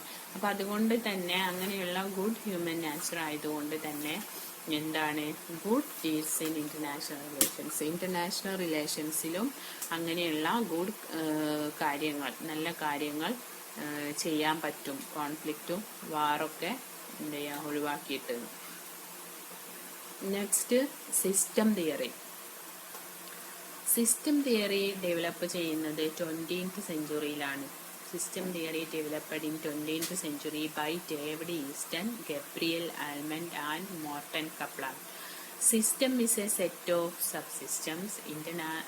System theory എന്ന് പറയുന്നത് എന്താണ്, ഇന്റർനാഷണൽ സിസ്റ്റം എന്ന് പറയുന്നത് ഒരുപാട് സബ് സിസ്റ്റം അല്ലെങ്കിൽ സെറ്റ് ഓഫ് സബ് സിസ്റ്റം ആണ്. ഒരുപാട് കാര്യങ്ങൾ, ഒരുപാട് എലിമെന്റ്സ് കൂടി ചേർന്നതാണ് ഒരു സിസ്റ്റം. ആ സിസ്റ്റത്തിനുള്ളിൽ, ഇന്റർനാഷണൽ സിസ്റ്റം എന്ന് പറയുന്ന ഒരു സിസ്റ്റത്തിനുള്ളിൽ ഓരോ രാജ്യങ്ങളും അല്ലെങ്കിൽ ഓരോ രാഷ്ട്രങ്ങളും ആ സിസ്റ്റത്തിന്റെ ഭാഗമാണ്, സബ് സിസ്റ്റംസ് ആണ് എന്നുള്ളത് അങ്ങനെ നമുക്ക് സിംപ്ലി പറയാം. International system as its subsystem and a set of actors both international and supranational actors. അപ്പോൾ ഇങ്ങനെ ഇന്റർനാഷണൽ സിസ്റ്റത്തിൽ ഇങ്ങനെ ചെറിയ സബ് സിസ്റ്റം ആയിട്ട് ഒരുപാട് കൂട്ടായ്മ ഉണ്ട് അല്ലെങ്കിൽ ഒരുപാട് രാഷ്ട്രങ്ങളുണ്ട്. അത് international and supranational actors എന്നിങ്ങനെ പറയുന്നു.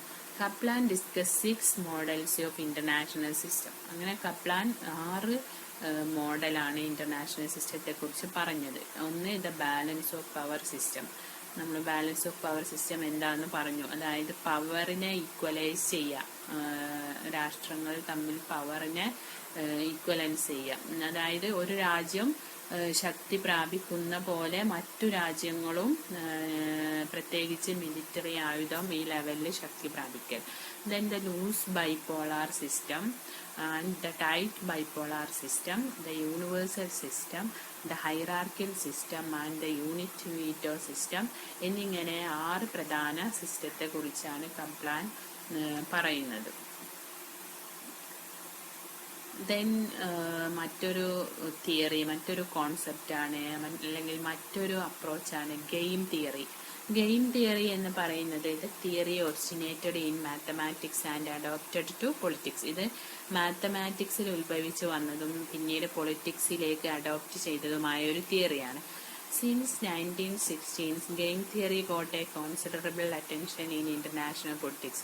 അപ്പോൾ ഇന്റർനാഷണൽ പൊളിറ്റിക്സിലും ഇതിന് 1960കളോടെ ഒരു അറ്റൻഷൻ കിട്ടി. ഈച്ച്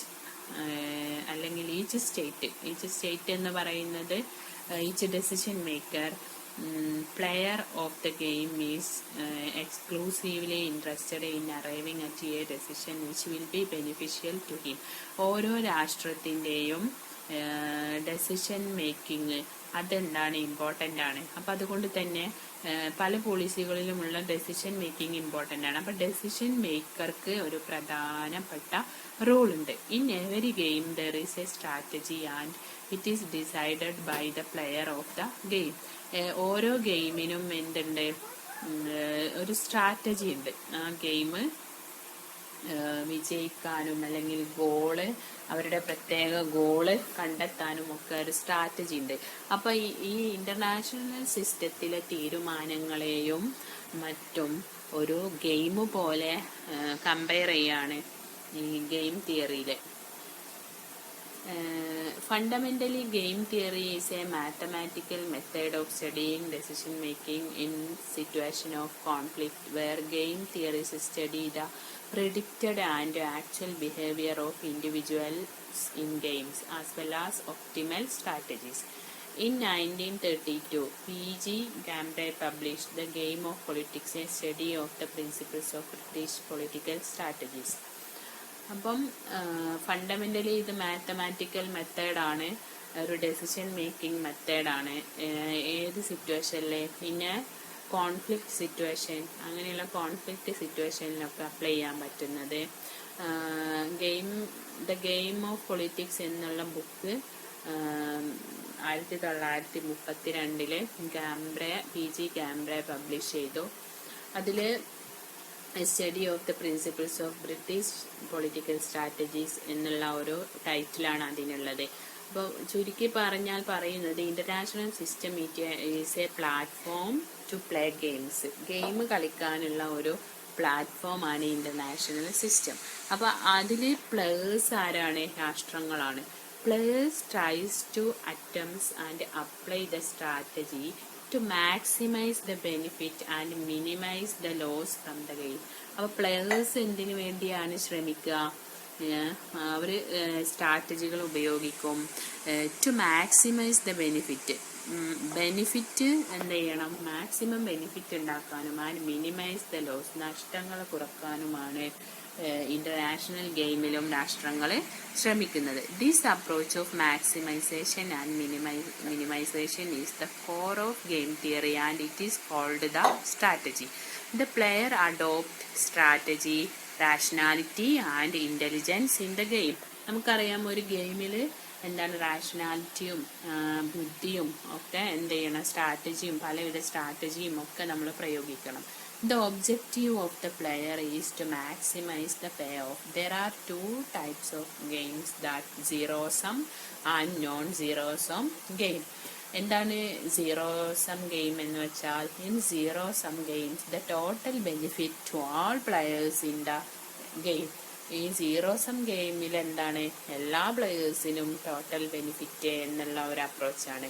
അതേസമയം നോൺ സീറോ ഗെയിമിലെ it is a situation where there is a net benefit or net loss to the system based on the outcome of the game. ആ ഗെയിമിൻ്റെ ഔട്ട്കം നോക്കിയിട്ട് എന്തുണ്ടാവും? നഷ്ടം കൂടി വരുന്ന ഒരു തരം ഗെയിമാണ്. Next communication theory. Communication theory എന്ന് പറയുന്നതിൻ്റെ ആള് കാൾ ഡ്യൂഷ് ആണ്. അതായത് നമുക്കറിയാം പ്രത്യേകിച്ച് ഗ്ലോബലൈസ്ഡ് വേൾഡിൽ കമ്മ്യൂണിക്കേഷന് ഇമ്പോർട്ടൻ്റ് റോൾ ഉണ്ട്. It is an exchange of facts, thoughts and information, emotions resulting in A shared understanding. Carl Dweck forwarded the idea that communication theory is based on a science which is called Cybernetics. The inflow or outflow of information, news from one end to another or vice versa, is not an automatic. There is a specific role of human beings. This we may call steering and coordinating process or role. In any political system, there are many channels through which information is transmitted. Carl Dweck's communication theory can work in an open system because only in such system the agencies can function freely and the inflow or outflow of information takes place without any hindrance or trouble. അതായത് ഒരു international സിസ്റ്റത്തിലെ free ആയിട്ടുള്ള കമ്മ്യൂണിക്കേഷനും അതുപോലെ തന്നെ അതിൻ്റെ communication pass ചെയ്യുന്നതിൻ്റെ inflow അതുപോലെ തന്നെ അതിൻ്റെ ഔട്ട്ഫ്ലോ അതിനെക്കുറിച്ചാണ് കമ്മ്യൂണിക്കേഷൻ തിയറി പറയുന്നത്. അപ്പോൾ ഈ കമ്മ്യൂണിക്കേറ്റ് ചെയ്യാനുള്ളതിനുള്ള ഒരു വേ അതെന്താണ്? സ്റ്റേറ്റ് ആണ്. State is a way for കമ്മ്യൂണിക്കേഷനുള്ള ഒരു വേ. അപ്പോൾ പല ഇൻ്റർനാഷണൽ ഇഷ്യൂസിലും സ്റ്റേറ്റുകൾ തമ്മിൽ കമ്മ്യൂണിക്കേഷൻ നടക്കണം. അപ്പം ആ കമ്മ്യൂണിക്കേഷൻ തിയറി പറയുന്നത് is based on A science which is called cybernetics.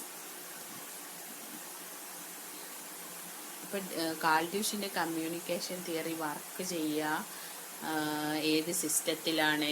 ഒരു ഓപ്പൺ സിസ്റ്റത്തിൽ മാത്രമേ ഈ കമ്മ്യൂണിക്കേഷൻ തിയറി വർക്ക് ചെയ്യുള്ളൂ.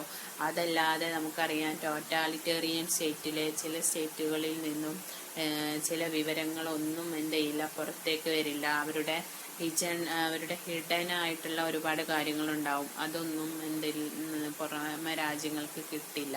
അപ്പം അങ്ങനെയൊക്കെ വരുമ്പോൾ കമ്മ്യൂണിക്കേഷൻ ഹിൻഡ്രൻസ് ഉണ്ടാവുന്നതാണ്. അപ്പോൾ ഒരു ഓപ്പൺ സിസ്റ്റത്തിലാണ് കമ്മ്യൂണിക്കേഷൻ പോസിറ്റീവായിട്ട് നടക്കുക എന്നുള്ളതും കാൾഡ്യൂഷ് പറയുന്നു.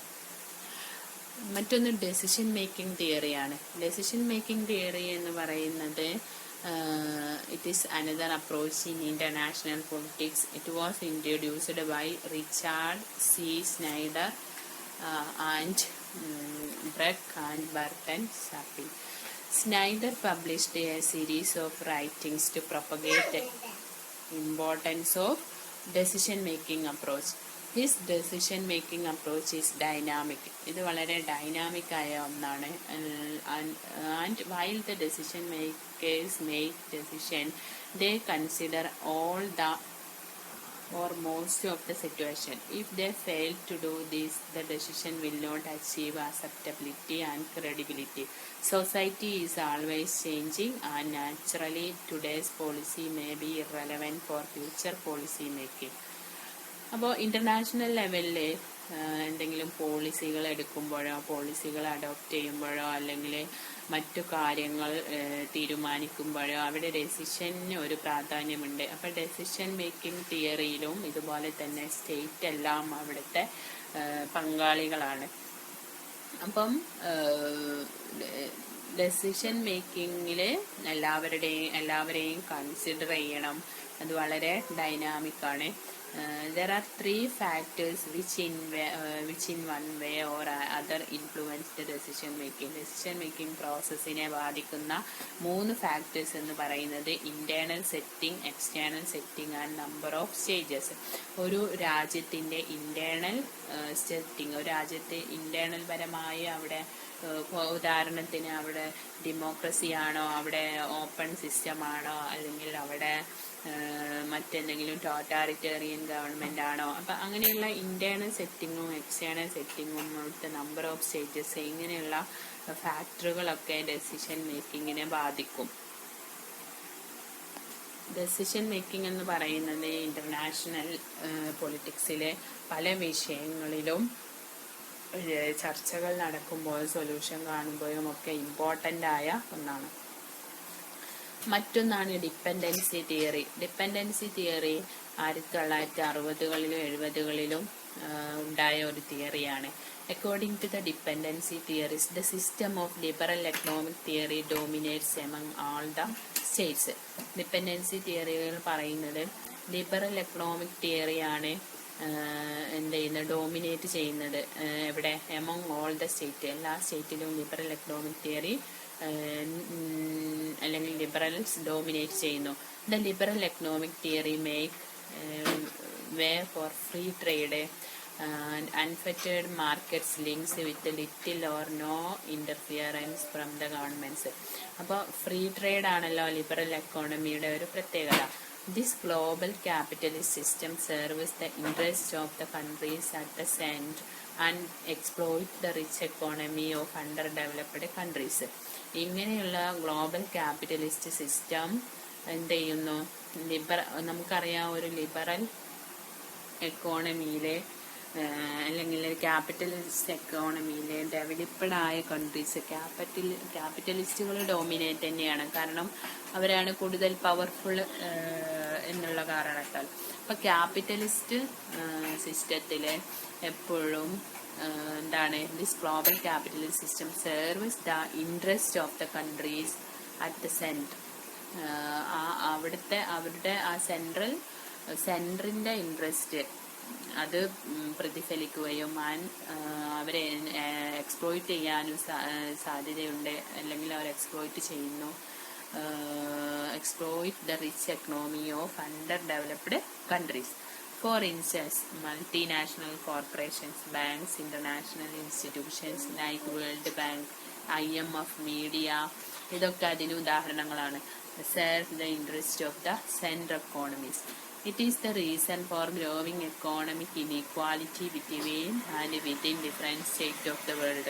അപ്പം അങ്ങനെയുള്ള ഒരു കാരണം കൊണ്ട് ഇങ്ങനെ ഒരു ഇനീക്വാലിറ്റി ലോകത്ത് സ്റ്റേറ്റുകൾ തമ്മിലുള്ള ഒരു ഇനീക്വാലിറ്റി നിലനിൽക്കുന്നു. They blame the exploitative nature of international economic system which serves the interest of dominant state. ഇനി module 3 restructuring theory, practice and agency എന്ന് പറയുന്നതിൽ ന്യൂ സോഷ്യൽ മൂവ്മെൻറ്റ്സും മറ്റും എങ്ങനെയാണ് ഇൻ്റർനാഷണൽ തിയറിയെ അല്ലെങ്കിൽ ഇൻ്റർനാഷണൽ പൊളിറ്റിക്സ് പഠിക്കുന്നതിന് അപ്രോച്ചിനെ മാറ്റിയെടുത്തത് എന്നുള്ളതാണ് പരിശോധിക്കുന്നത്. അതിൽ ന്യൂ സോഷ്യൽ മൂവ്മെൻറ്റ്സിലെ ഗ്രീൻ പൊളിറ്റിക്സ് എന്ന് പറഞ്ഞാൽ നിങ്ങൾക്ക് ആ വേർഡിൽ നിന്ന് തന്നെ മനസ്സിലാവുന്നുണ്ടാവും എന്താണ് എൻവയൺമെൻറ്റുമായി ബന്ധപ്പെട്ടതാണ് എന്ന് നിങ്ങൾക്ക് മനസ്സിലാക്കാൻ കഴിഞ്ഞിട്ടുണ്ടാവും. Since the 1960s, the modern environment movement as a widespread and persistent social movement that has publicized and criticized the environmental side effects of the long economic boom following the Second World War.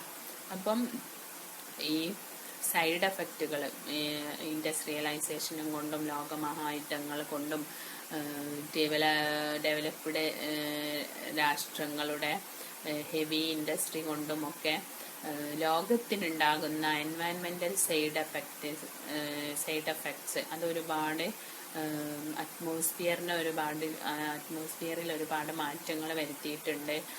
പ്രകൃതിയെ എത്രത്തോളം ദോഷമാക്കുന്നു എന്നുള്ള കാര്യങ്ങളൊക്കെ നമുക്ക് മനസ്സിലാക്കാൻ പറ്റുന്നതാണ്.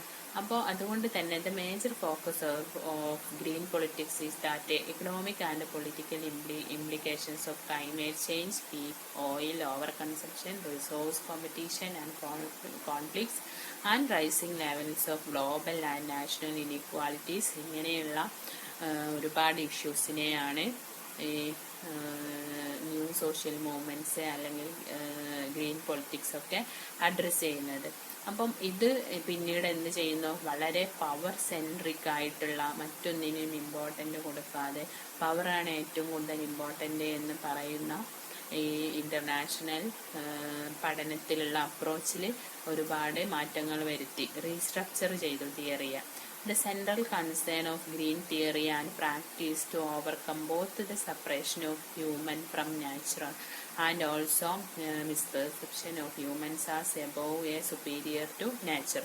അപ്പം green തിയറിയുടെ പ്രധാനപ്പെട്ട point എന്ന് പറയുന്നത് പ്രകൃതിയേക്കാൾ മനുഷ്യൻ സുപ്പീരിയർ ആണ് എന്നുള്ളതിനെ എഗെയിൻസ്റ്റ് ചെയ്ത് പ്രകൃതിയെ സംരക്ഷിക്കേണ്ടതും പ്രകൃതിക്ക് കൊടുക്കേണ്ട ഇമ്പോർട്ടൻസിനെ കുറിച്ചുമാണ് പറയുന്നത്. അല്ലാതെ പ്രകൃതിയേക്കാൾ സുപ്പീരിയർ ആയ ഒന്നല്ല മനുഷ്യൻ എന്ന് പറയുന്നു.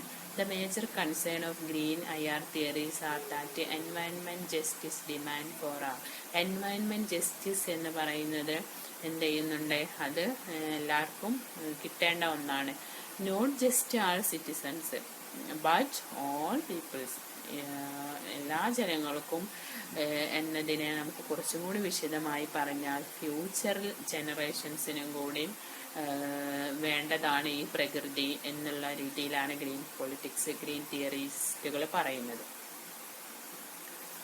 ദെൻ മറ്റൊരു കോൺസെപ്റ്റാണ് ഓറിയൻ്റലിസം എന്ന് പറയുന്ന ഒരു കോൺസെപ്റ്റ്. ഇത് നമ്മൾക്കറിയാം ഇന്റർനാഷണൽ പൊളിറ്റിക്സിൽ പോസ്റ്റ് കൊളോണിയൽ തിയറി എന്ന് പറയുന്ന തിയറീസ് ഉണ്ട്. അതായത് കൊളോണിയലൈസേഷന് ശേഷം വന്ന കൊളോണിയലൈസേഷൻ അല്ലെങ്കിൽ ആ പ്രോസസ്സിലൂടെ എങ്ങനെയാണ് മറ്റു രാജ്യങ്ങളെ ചൂഷണം ചെയ്തിരുന്നത് എന്നതിനെ കുറിച്ചുള്ള ഒരുപാട് എഴുത്തുകളും ഒരുപാട് വർക്ക്സും വന്നിട്ടുണ്ട്. അപ്പം അതിലും പ്രധാനപ്പെട്ട ഒന്നാണ് ഓറിയന്റലിസം. 1978 എഡ്വാർഡ് സെയ്ദ് പബ്ലിഷ് ചെയ്ത ഓറിയന്റലിസം എന്ന് പറഞ്ഞ ബുക്ക്. അപ്പം ഇതൊരു പോസ്റ്റ് കൊളോണിയൽ തിയറിയാണ്. Orientalism refers to the orient. അത് എന്താണ്? ഓറിയന്റിനെ റെഫർ ചെയ്യുന്നു in reference and opposition to the occident, the east and west respectively. Edward said that Orientalism enables the political, economic, cultural and social domination of the West, not just during colonial times but also in the present. അതായത് വെസ്റ്റിൻ്റെ അല്ലെങ്കിൽ നമുക്കറിയാം പ്രത്യേകിച്ച് Europeans അല്ലെങ്കിൽ western countries എന്തായിരുന്നു, അവരുടെ political, economic, cultural and social ഡോമിനേഷനെ കുറിച്ചാണ് Edward Said പറയുന്നത്. അവർ എന്ത് ചെയ്തു? അവർ ഓൾവേസ് പറഞ്ഞുകൊണ്ടിരിക്കുന്നത് we are powerful, we are civilised and you are not civilised. ഈസ്റ്റിലെ ജനങ്ങൾ എന്തെല്ലാം, അവരൊന്നും സിവിലൈസ്ഡ് അല്ല, അല്ലെങ്കിൽ പിന്നെ ഞങ്ങളാണ് നല്ല സിവിലൈസ്ഡ്, ഞങ്ങളുടെ സിവിലൈസേഷനാണ് ബെസ്റ്റ്. അപ്പം ആ രീതിയിലുള്ള ഒരു ആറ്റിറ്റ്യൂഡിലാണ് വെസ്റ്റേൺ അപ്രോച്ച് ഉണ്ടായിരുന്നത്. അവരെല്ലാ രീതിയിലും politically, economically, culturally and socially അവർ ഡോമിനേറ്റ് ചെയ്തിരുന്നു. അപ്പോൾ അങ്ങനെ അത് കൊളോണിയൽ ടൈംസിൽ മാത്രമല്ല, സ്റ്റിൽ അത് നിലനിൽക്കുന്നുണ്ട് എന്നുള്ളതാണ് എഡ്വാർഡ് സെയ്ദ് പറയുന്നത്. Edward expose and explain that how western dominance over the east. അപ്പോൾ അവരെങ്ങനെ, എത്രത്തോളമാണ് ഈ വെസ്റ്റേൺ ഡോമിനൻസ് ഈസ്റ്റിൽ ഉണ്ടായിരുന്നത്, അത് അവരുടെ റൈറ്റിങ്സിലും ഉണ്ടായിരുന്നല്ലോ. അവരാണ് പവർഫുൾ എന്ന്, അല്ലെങ്കിൽ അവർ ആ രീതിയിലുള്ള ഒരു അപ്രോച്ചാണ് പഠനത്തിലും ആ ഒരു അപ്രോച്ചാണ് എടുത്തിരുന്നത്. അതിനെതിരെയായിട്ടാണ് എഡ്വാർഡ് സെയ്ദ് പറയുന്നത് ഈ ഓറിയന്റലിസം എന്ന് പറയുന്ന ബുക്കിൽ. Said talks of the earlier orientalist writers who never seemed to capture the nature of the orient. ഇനി module 4 conflict, peace and insecurity dilemma. നമുക്കറിയാം ഇന്റർനാഷണൽ പൊളിറ്റിക്സ് എന്ന് പറയുന്നത് കോൺഫ്ലിക്റ്റും പീസും അതുപോലെ തന്നെ ഇൻസെക്യൂരിറ്റി ഡിലേമ എന്ന് പറയുന്ന എല്ലാം ഉൾക്കൊണ്ടതാണ്.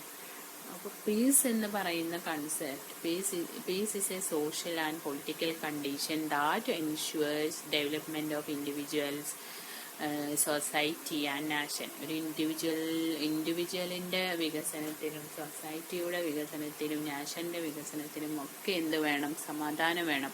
It is a state of harmony characterized by the existence of healthy relationship.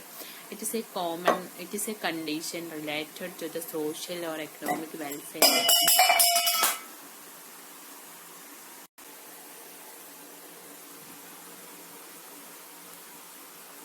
Peace is a condition related to the social or economic welfare and equality. It is also related to a working political order that serves true interest of all. In the context of intranational and international relations, peace is not merely the absence of war or conflict, but also the presence of socio-cultural and economic understanding and unity. അപ്പം piece എന്ന് പറയുന്നത് വാറില്ലാത്ത ഒരവസ്ഥ അല്ലെങ്കിൽ conflict ഇല്ലാത്ത ഒരവസ്ഥ എന്നത് മാത്രമല്ല, അതേസമയം but also the presence of socio cultural and economic understanding and unity. Socio cultural അണ്ടർസ്റ്റാൻഡിങ്ങും എക്കണോമിക് അണ്ടർസ്റ്റാൻഡിങ്ങും യൂണിറ്റിയും കൂടി ആണ് എന്ത് പീസ് എന്ന് പറയുന്നത്. Johan Galtung, the father of peace studies, often refers to the distinction between negative peace and positive peace. അദ്ദേഹം negative പീസും പോസിറ്റീവ് പീസും തമ്മിലുള്ള ഒരു ഡിസ്റ്റിങ്ഷൻ പറഞ്ഞിട്ടുണ്ട്. Negative peace refers to the absence of violence. Negative peace എന്ന് പറയുന്നത് വയലൻസിൻ്റെ absence ആണ്.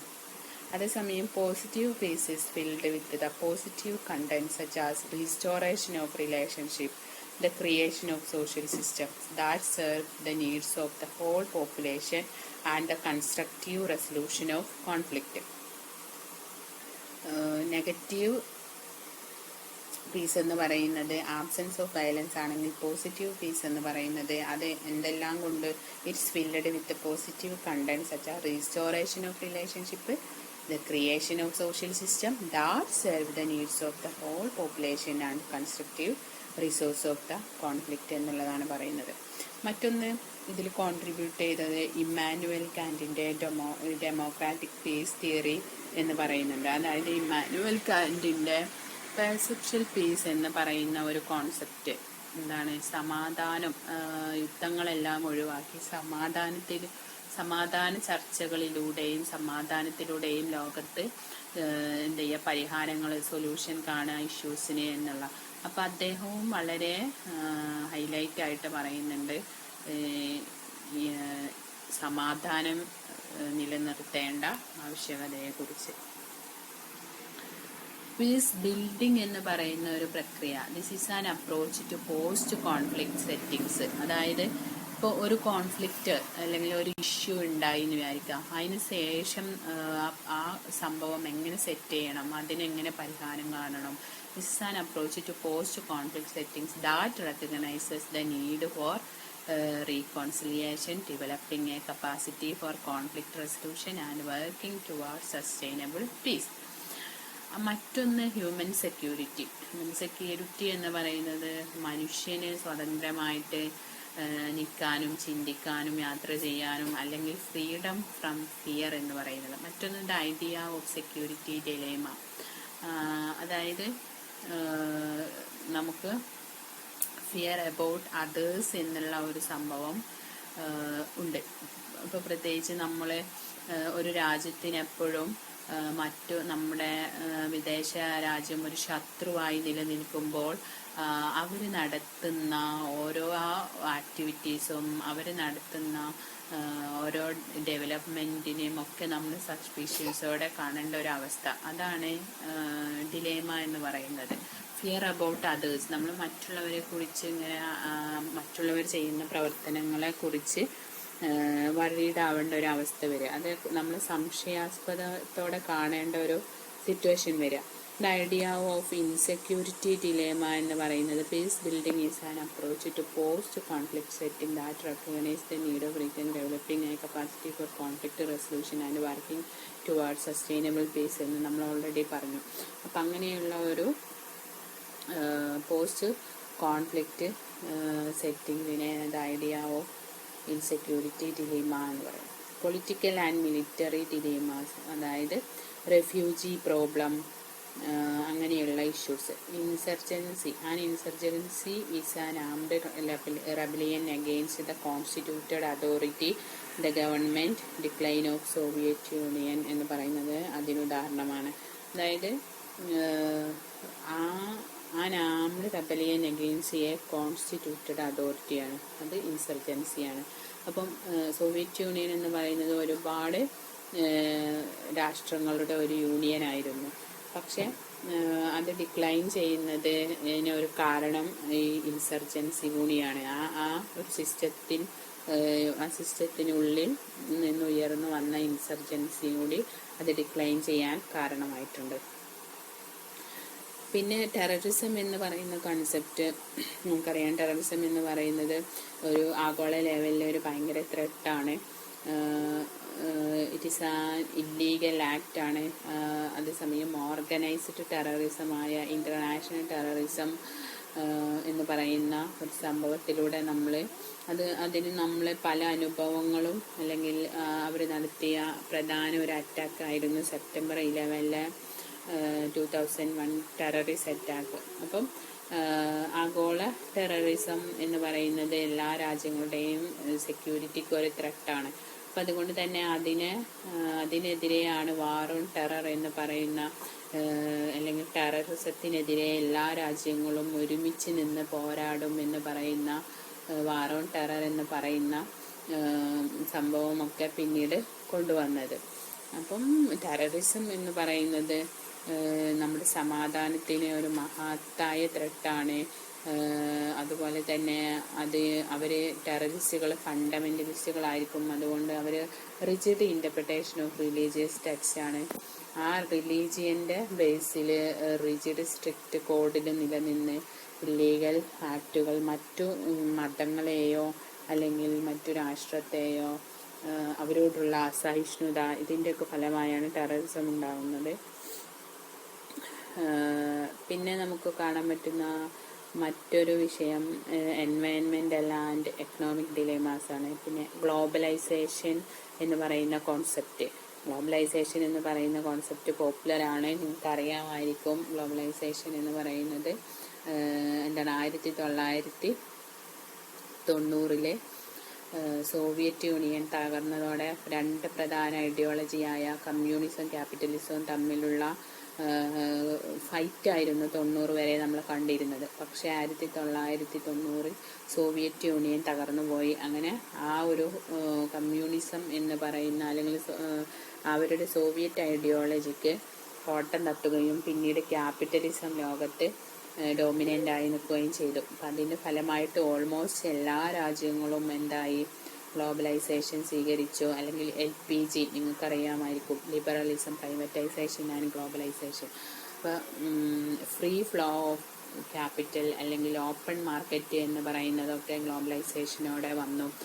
ദീപക് നയാർ പറയുന്നു, globalisation can be more precisely defined as a process associated with increasing economic openness, growing economic independence and deepening economic integration between countries of the world economy. അപ്പം എന്താണ്, increasing economic openness ആണ്, growing economic independence and deepening economic integration ആണ്. Deepening economic integration നടക്കുകയാണ്. അതിന് പല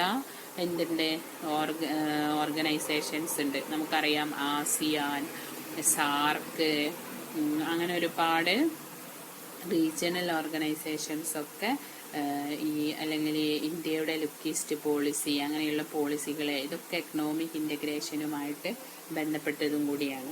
sustainable development എന്ന് പറയുന്ന ഒരു concept for human security needs to eradicate poverty and reduce the inequalities exacerbated by globalisation. അപ്പോൾ പോവർട്ടി പോലുള്ള ഇഷ്യൂസിനെയൊക്കെ റിമൂവ് ചെയ്ത് ഇനീക്വാളിറ്റി എടുത്തു കളഞ്ഞ് ഹ്യൂമൻ സെക്യൂരിറ്റി എന്ന് പറയുന്നത് അല്ലെങ്കിൽ നിലനിൽക്കുന്ന അവസ്ഥയിൽ നിന്നും കുറച്ചുകൂടി ഒരു സസ്റ്റൈനബിൾ ആയിട്ട് ഡെവലപ്മെൻറ്റ് എന്നുള്ള ഒരു അവസ്ഥ. ഇത് ടു പ്രൊമോട്ട് എൻവയൺമെൻ്റലി sustainable development and greater respect for human rights norms as well as to address the growing security threats posed by HIV, AIDS pandemic അങ്ങനെയുള്ള വിഷയങ്ങൾ. അപ്പം ഇങ്ങനെയുള്ള ഡിസീസുമായി ബന്ധപ്പെട്ടതും സസ്റ്റൈനബിൾ ഡെവലപ്മെൻറ്റിൽ വരും. Human rights, greater respect for human rights norms, ഇതൊക്കെ ഇതിൻ്റെ ഭാഗമാണ്. പിന്നെ അതിൽ വരുന്നതാണ് module 5 foreign policy changing concept of national interest.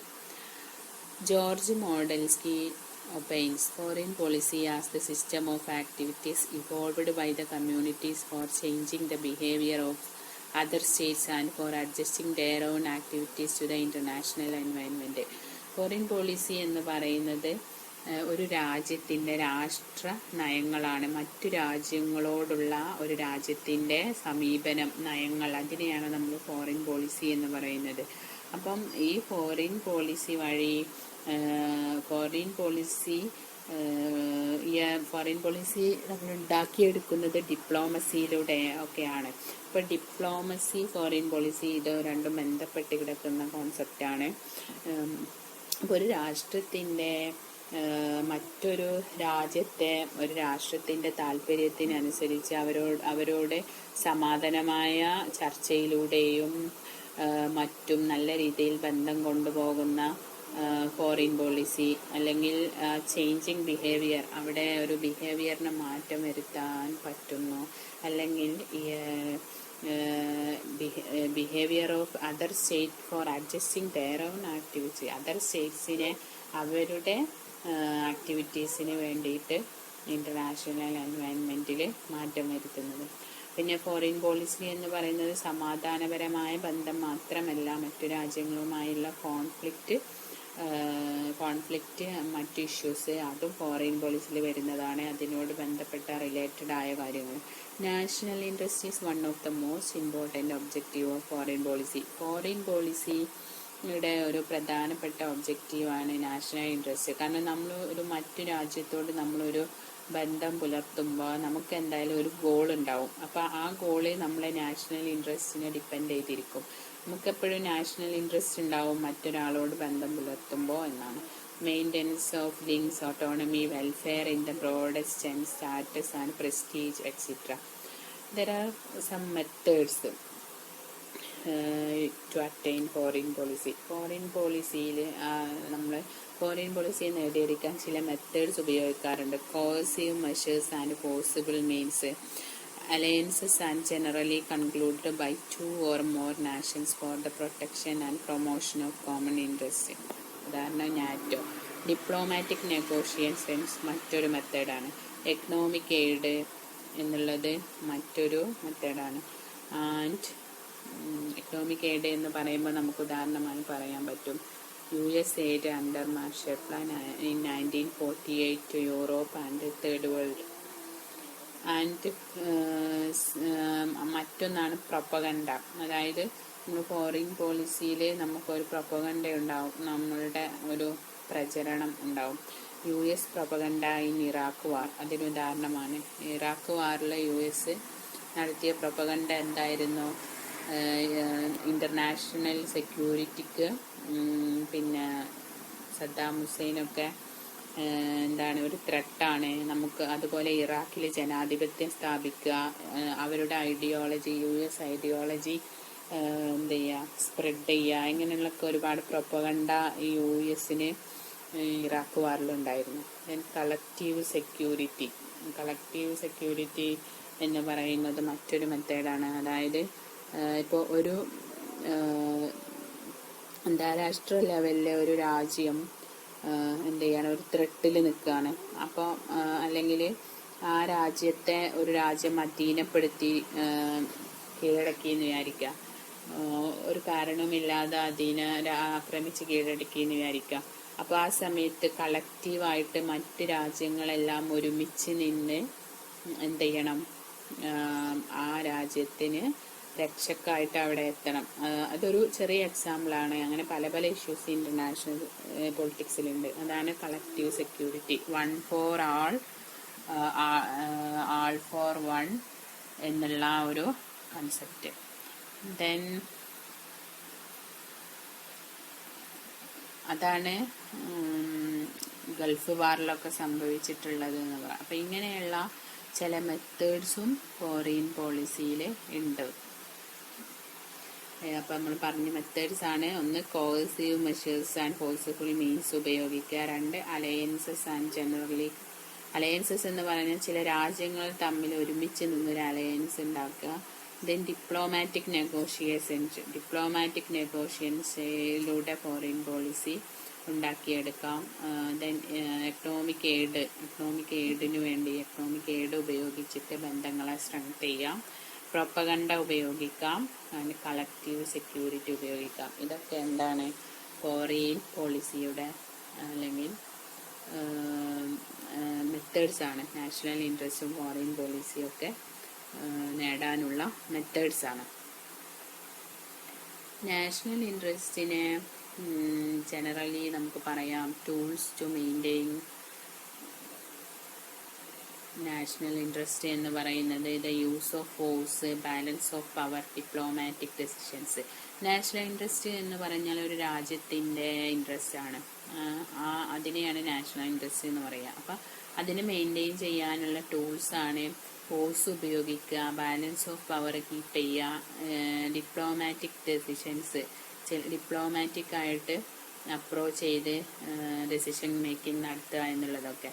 National ഇൻട്രസ്റ്റിൻ്റെ ടൈപ്സ് ആണ് primary types of national interest എന്ന് പറയുന്നത് പ്രൈമറി ഇൻട്രസ്റ്റ് ഉണ്ട്, സെക്കൻഡറി ഇൻട്രസ്റ്റ് ഉണ്ട്, പെർമനന്റ് ഇൻട്രസ്റ്റ് ഉണ്ട്, വേരിയബിൾ ഇൻട്രസ്റ്റ് ഉണ്ട്, ജനറൽ ഇൻട്രസ്റ്റ് ഉണ്ട്, സ്പെസിഫിക് ഇൻട്രസ്റ്റ് ഉണ്ട്. അങ്ങനെ പല ഇൻട്രസ്റ്റും നാഷണൽ ഇൻട്രസ്റ്റിലുണ്ട്. And besides the above categories, Robinson എന്ന് പറയുന്ന ഒരു scholar 3 kinds of international interest പറയുന്നുണ്ട്. Identical, complementary and conflicting. മറ്റൊന്ന് കോൾഡ് വാർ എന്ന് പറയുന്ന ഒന്ന് നിങ്ങൾ 1945 മുതൽ 1990 വരെ നടന്ന US-ഉം USSR-ഉം തമ്മിലുള്ള കോൺഫ്ലിക്റ്റ് ആണ് കോൾഡ് വാർ എന്ന് പറയുന്നത്. Ideological conflict. During the cold war period, foreign policy of world nations have been based on 3 major determinants. Cold വാറിലെ ഫോറിൻ പോളിസി പ്രധാനമായിട്ടും 3 പ്രധാന ഡിറ്റർമിനൻസിലാണ് ബേസ് ചെയ്തിരുന്നത്. ഐഡിയോളജിക്കൽ ഇൻട്രസ്റ്റ്, നമ്മൾ ഐഡിയോളജി പ്രകടിപ്പിക്കുക, ആ ഐഡിയോളജിയിലേക്ക് വല്ല എക്കണോമിക് ഹെൽപ്പൊക്കെ കൊടുത്തിട്ട് നമ്മുടെ ഐഡിയോളജിയെ പ്രൊപ്പഗേറ്റ് ചെയ്യാനും ആ ഐഡിയോളജി ഉയർത്തിക്കൊണ്ടുവരുവാനും വേണ്ടിയിട്ട് മറ്റുള്ളവരെ സഹായിക്കുക. ആൻഡ് ജിയോ പൊളിറ്റിക്കൽ ഇൻട്രസ്റ്റ് മറ്റൊന്ന്. Then military interest. ഇതെല്ലാം കോൾഡ് വാറിൻ്റെ സമയത്തുള്ള ഫോറിൻ പോളിസി ഡിറ്റർമിനൻസ് ആയിരുന്നു. ആ സമയത്ത് ഫോറിൻ പോളിസി ഇതിനെ ബേസ് ചെയ്തുകൊണ്ടായിരുന്നു ഫോറിൻ പോളിസി ഉണ്ടായിരുന്നത്. അതിൽ നിയോ റിയലിസം നമ്മൾ മുമ്പ് പറഞ്ഞു കഴിഞ്ഞിരുന്നു. പിന്നെ മറ്റൊന്നാണ് നിയോ ലിബറലിസം എന്ന് പറയുന്ന ഒരു കോൺസെപ്റ്റ്. ഇത് ലിബറൽ ഐഡിയോളജിയാണ്. അതല്ലെങ്കിൽ പ്രധാനമായിട്ടും ക്യാപിറ്റലിസ്റ്റ് കൺട്രീസൊക്കെ ഫോളോ ചെയ്യുന്ന ഐഡിയോളജിയാണ്. ഇത് സെൽഫ് ഇൻട്രസ്റ്റഡ് ഇൻഡിവിജ്വൽ എന്ന് പറയുന്ന ഒരു പോയിന്റ് ഇവർ പറയുന്നു. A view of individuals as economically self interested സബ്ജക്റ്റീവ്സ്.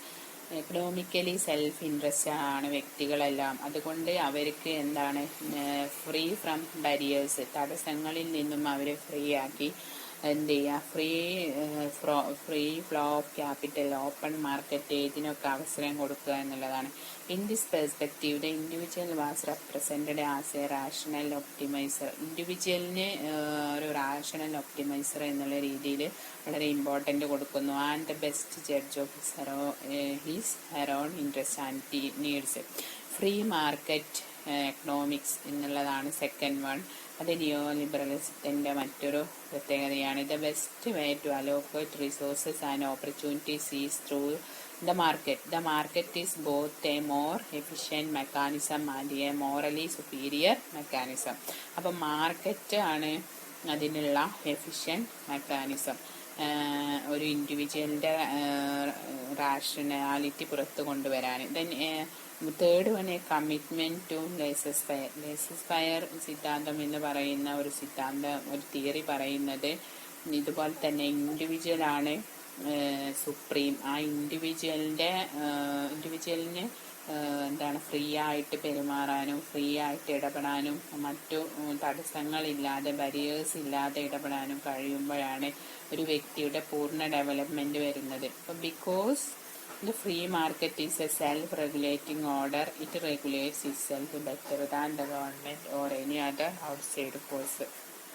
അപ്പോൾ ഫ്രീ മാർക്കറ്റാണ് ഒരു സെൽഫ് റെഗുലേറ്റിംഗ് ഓർഡർ. അത് it regulates itself better than the government or any other outside force. മറ്റൊരു ഔട്ട്സൈഡ് ഫോഴ്സ് വന്ന് കാര്യങ്ങൾ ചെയ്യുന്നതിനേക്കാൾ അപ്പുറത്തേക്ക് ഫ്രീ മാർക്കറ്റാണ് വേണ്ടത് എന്ന്. In this neo liberal show a distinctive distrust of governmental power and seek to limit state power within a negative conception limiting its role to the protection of individual rights. അപ്പോൾ ഇവിടെ സ്റ്റേറ്റിൻ്റെ power limit ചെയ്ത് അല്ലെങ്കിൽ governmental power limit ചെയ്ത് വ്യക്തികൾക്ക് കൂടുതൽ പ്രാധാന്യം കൊടുക്കുന്നു, അല്ലെങ്കിൽ മാർക്കറ്റിന്. Fourth, commitment to free trade. Free ട്രേഡിനോടാണ് നിയോ ലിബറലിസം ഫ്രീ ട്രേഡാണ് പറയുന്നത്. Involving the abolition of tariffs or subsidies or any form of state-imposed protection or support, as well as maintenance of floating exchange rates and open economies. Module 6 പറയുന്നത് future order and global governance എന്നുള്ള ഒരു ഭാഗമാണ്. അതായത് future order എന്നുള്ളതിനെ കുറിച്ചുള്ള ചില ഐഡിയകൾ പങ്കുവെക്കുന്നു. Global governance എന്ന് പറയുന്ന concept. Global governance is not global government. It is not a single world order. It is not a top down hierarchical structure of authority. It is collection of governance. അപ്പോൾ ഒരു single global അതെന്തല്ല global governance എന്ന് പറയുന്നത് not a global government അല്ല. അതേസമയം it is a not a single world order അല്ല. It is not a top to down and അതിനൊരു hierarchical structure അതോറിറ്റിയുടെ ഇതൊന്നുമല്ല ഇതിന് ഗ്ലോബൽ ഗവേണൻസ് പറയുന്നത്. അതേസമയം പിന്നെ എന്താണ്? It is collection of governance.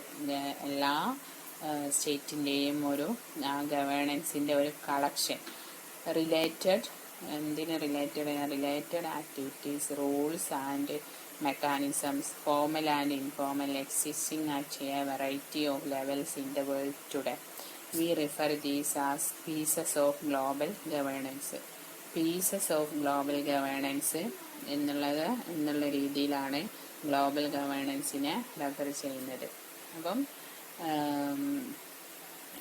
ഒരു കളക്ഷൻ ഓഫ് ഗവേണൻസ് ഉണ്ടാവുക ഏതെല്ലാം ആക്ടിവിറ്റീസിൽ, റൂൾസിലും മെക്കാനിസംസിലും, formal and informal, existing at a variety of levels in the world today. International law, intergovernmental organisations, non governmental organisations, global conferences എന്നതെല്ലാം ഈ ഗ്ലോബൽ ഗവേണൻസിൻ്റെ പരിമിതിയിൽ വരുന്നതാണ്. ഇന്റർനാഷണൽ ലോ ഉണ്ട്, ഇന്റർ ഗവൺമെന്റൽ ഓർഗനൈസേഷൻ ഉണ്ട്, non governmental organisations, NGOs and global conferences, ഇതെല്ലാം global ഗവേണൻസിൻ്റെ ഭാഗമാണ്. Globalisation and post cold war trends. നമുക്കറിയാം ഇങ്ങനെയുള്ള ഒരു അറ്റ്മോസ്ഫിയർ, അങ്ങനെയുള്ള ഒരു പ്രോസസ്സ് ഈ നമ്മളിപ്പം ജീവിച്ചിരിക്കുന്ന ഈ ഗ്ലോബലൈസ്ഡ് വേൾഡിൽ നമുക്ക് കാണാൻ കഴിയും. ഈ ഗ്ലോബൽ കോൺഫറൻസസും ഇന്റർ ഗവൺമെന്റൽ ഓർഗനൈസേഷൻസും NGOസും എല്ലാം. And emergence of transnational society എന്നുള്ളതും ഈ ഒരു ഗ്ലോബൽ ഗവേണൻസിൽ കാണാൻ കഴിയുന്ന ഒരു ഫീച്ചറാണ്. അപ്പം വളരെ ചുരുങ്ങിയ സമയത്ത് ഒരു ബേസിക് ആയിട്ടുള്ള കാര്യങ്ങൾ മാത്രമാണ് ഈ സ്ലൈഡിലൂടെ ഈ ക്ലാസ്സിലൂടെ പറഞ്ഞിട്ടുള്ളത്. ബാക്കി നിങ്ങൾ വൈഡ് റീഡിങ്ങിലൂടെ പഠിച്ചെടുക്കേണ്ടതാണ്. കാരണം എന്താണെന്ന് വെച്ചാൽ വളരെ ഡീപ്പായിട്ട് ഇതിനെ ഡിസ്കസ് ചെയ്യാൻ ഒരു ഒറ്റ വീഡിയോ ക്ലാസ്സിലൂടെ ഉള്ള അതിനുള്ള ചില പരിമിതികളുണ്ട്. അപ്പം അത് കാരണം ചില ബേസിക് പോയിന്റ്സ് ആണ് ഇവിടെ ഉൾപ്പെടുത്തിയിട്ടുള്ളത്. ഫർദർ റീഡിങ്സ് നിങ്ങൾ നടത്തിയിട്ട് നിങ്ങൾ കൂടുതൽ നിങ്ങളുടെ വായനയെ എലാബറേറ്റ് ചെയ്ത് കൊണ്ടുപോകണം എന്നുള്ള ഒരു റിക്വസ്റ്റ് കൂടി പറഞ്ഞുകൊണ്ട് നിർത്തുന്നു. Thank you.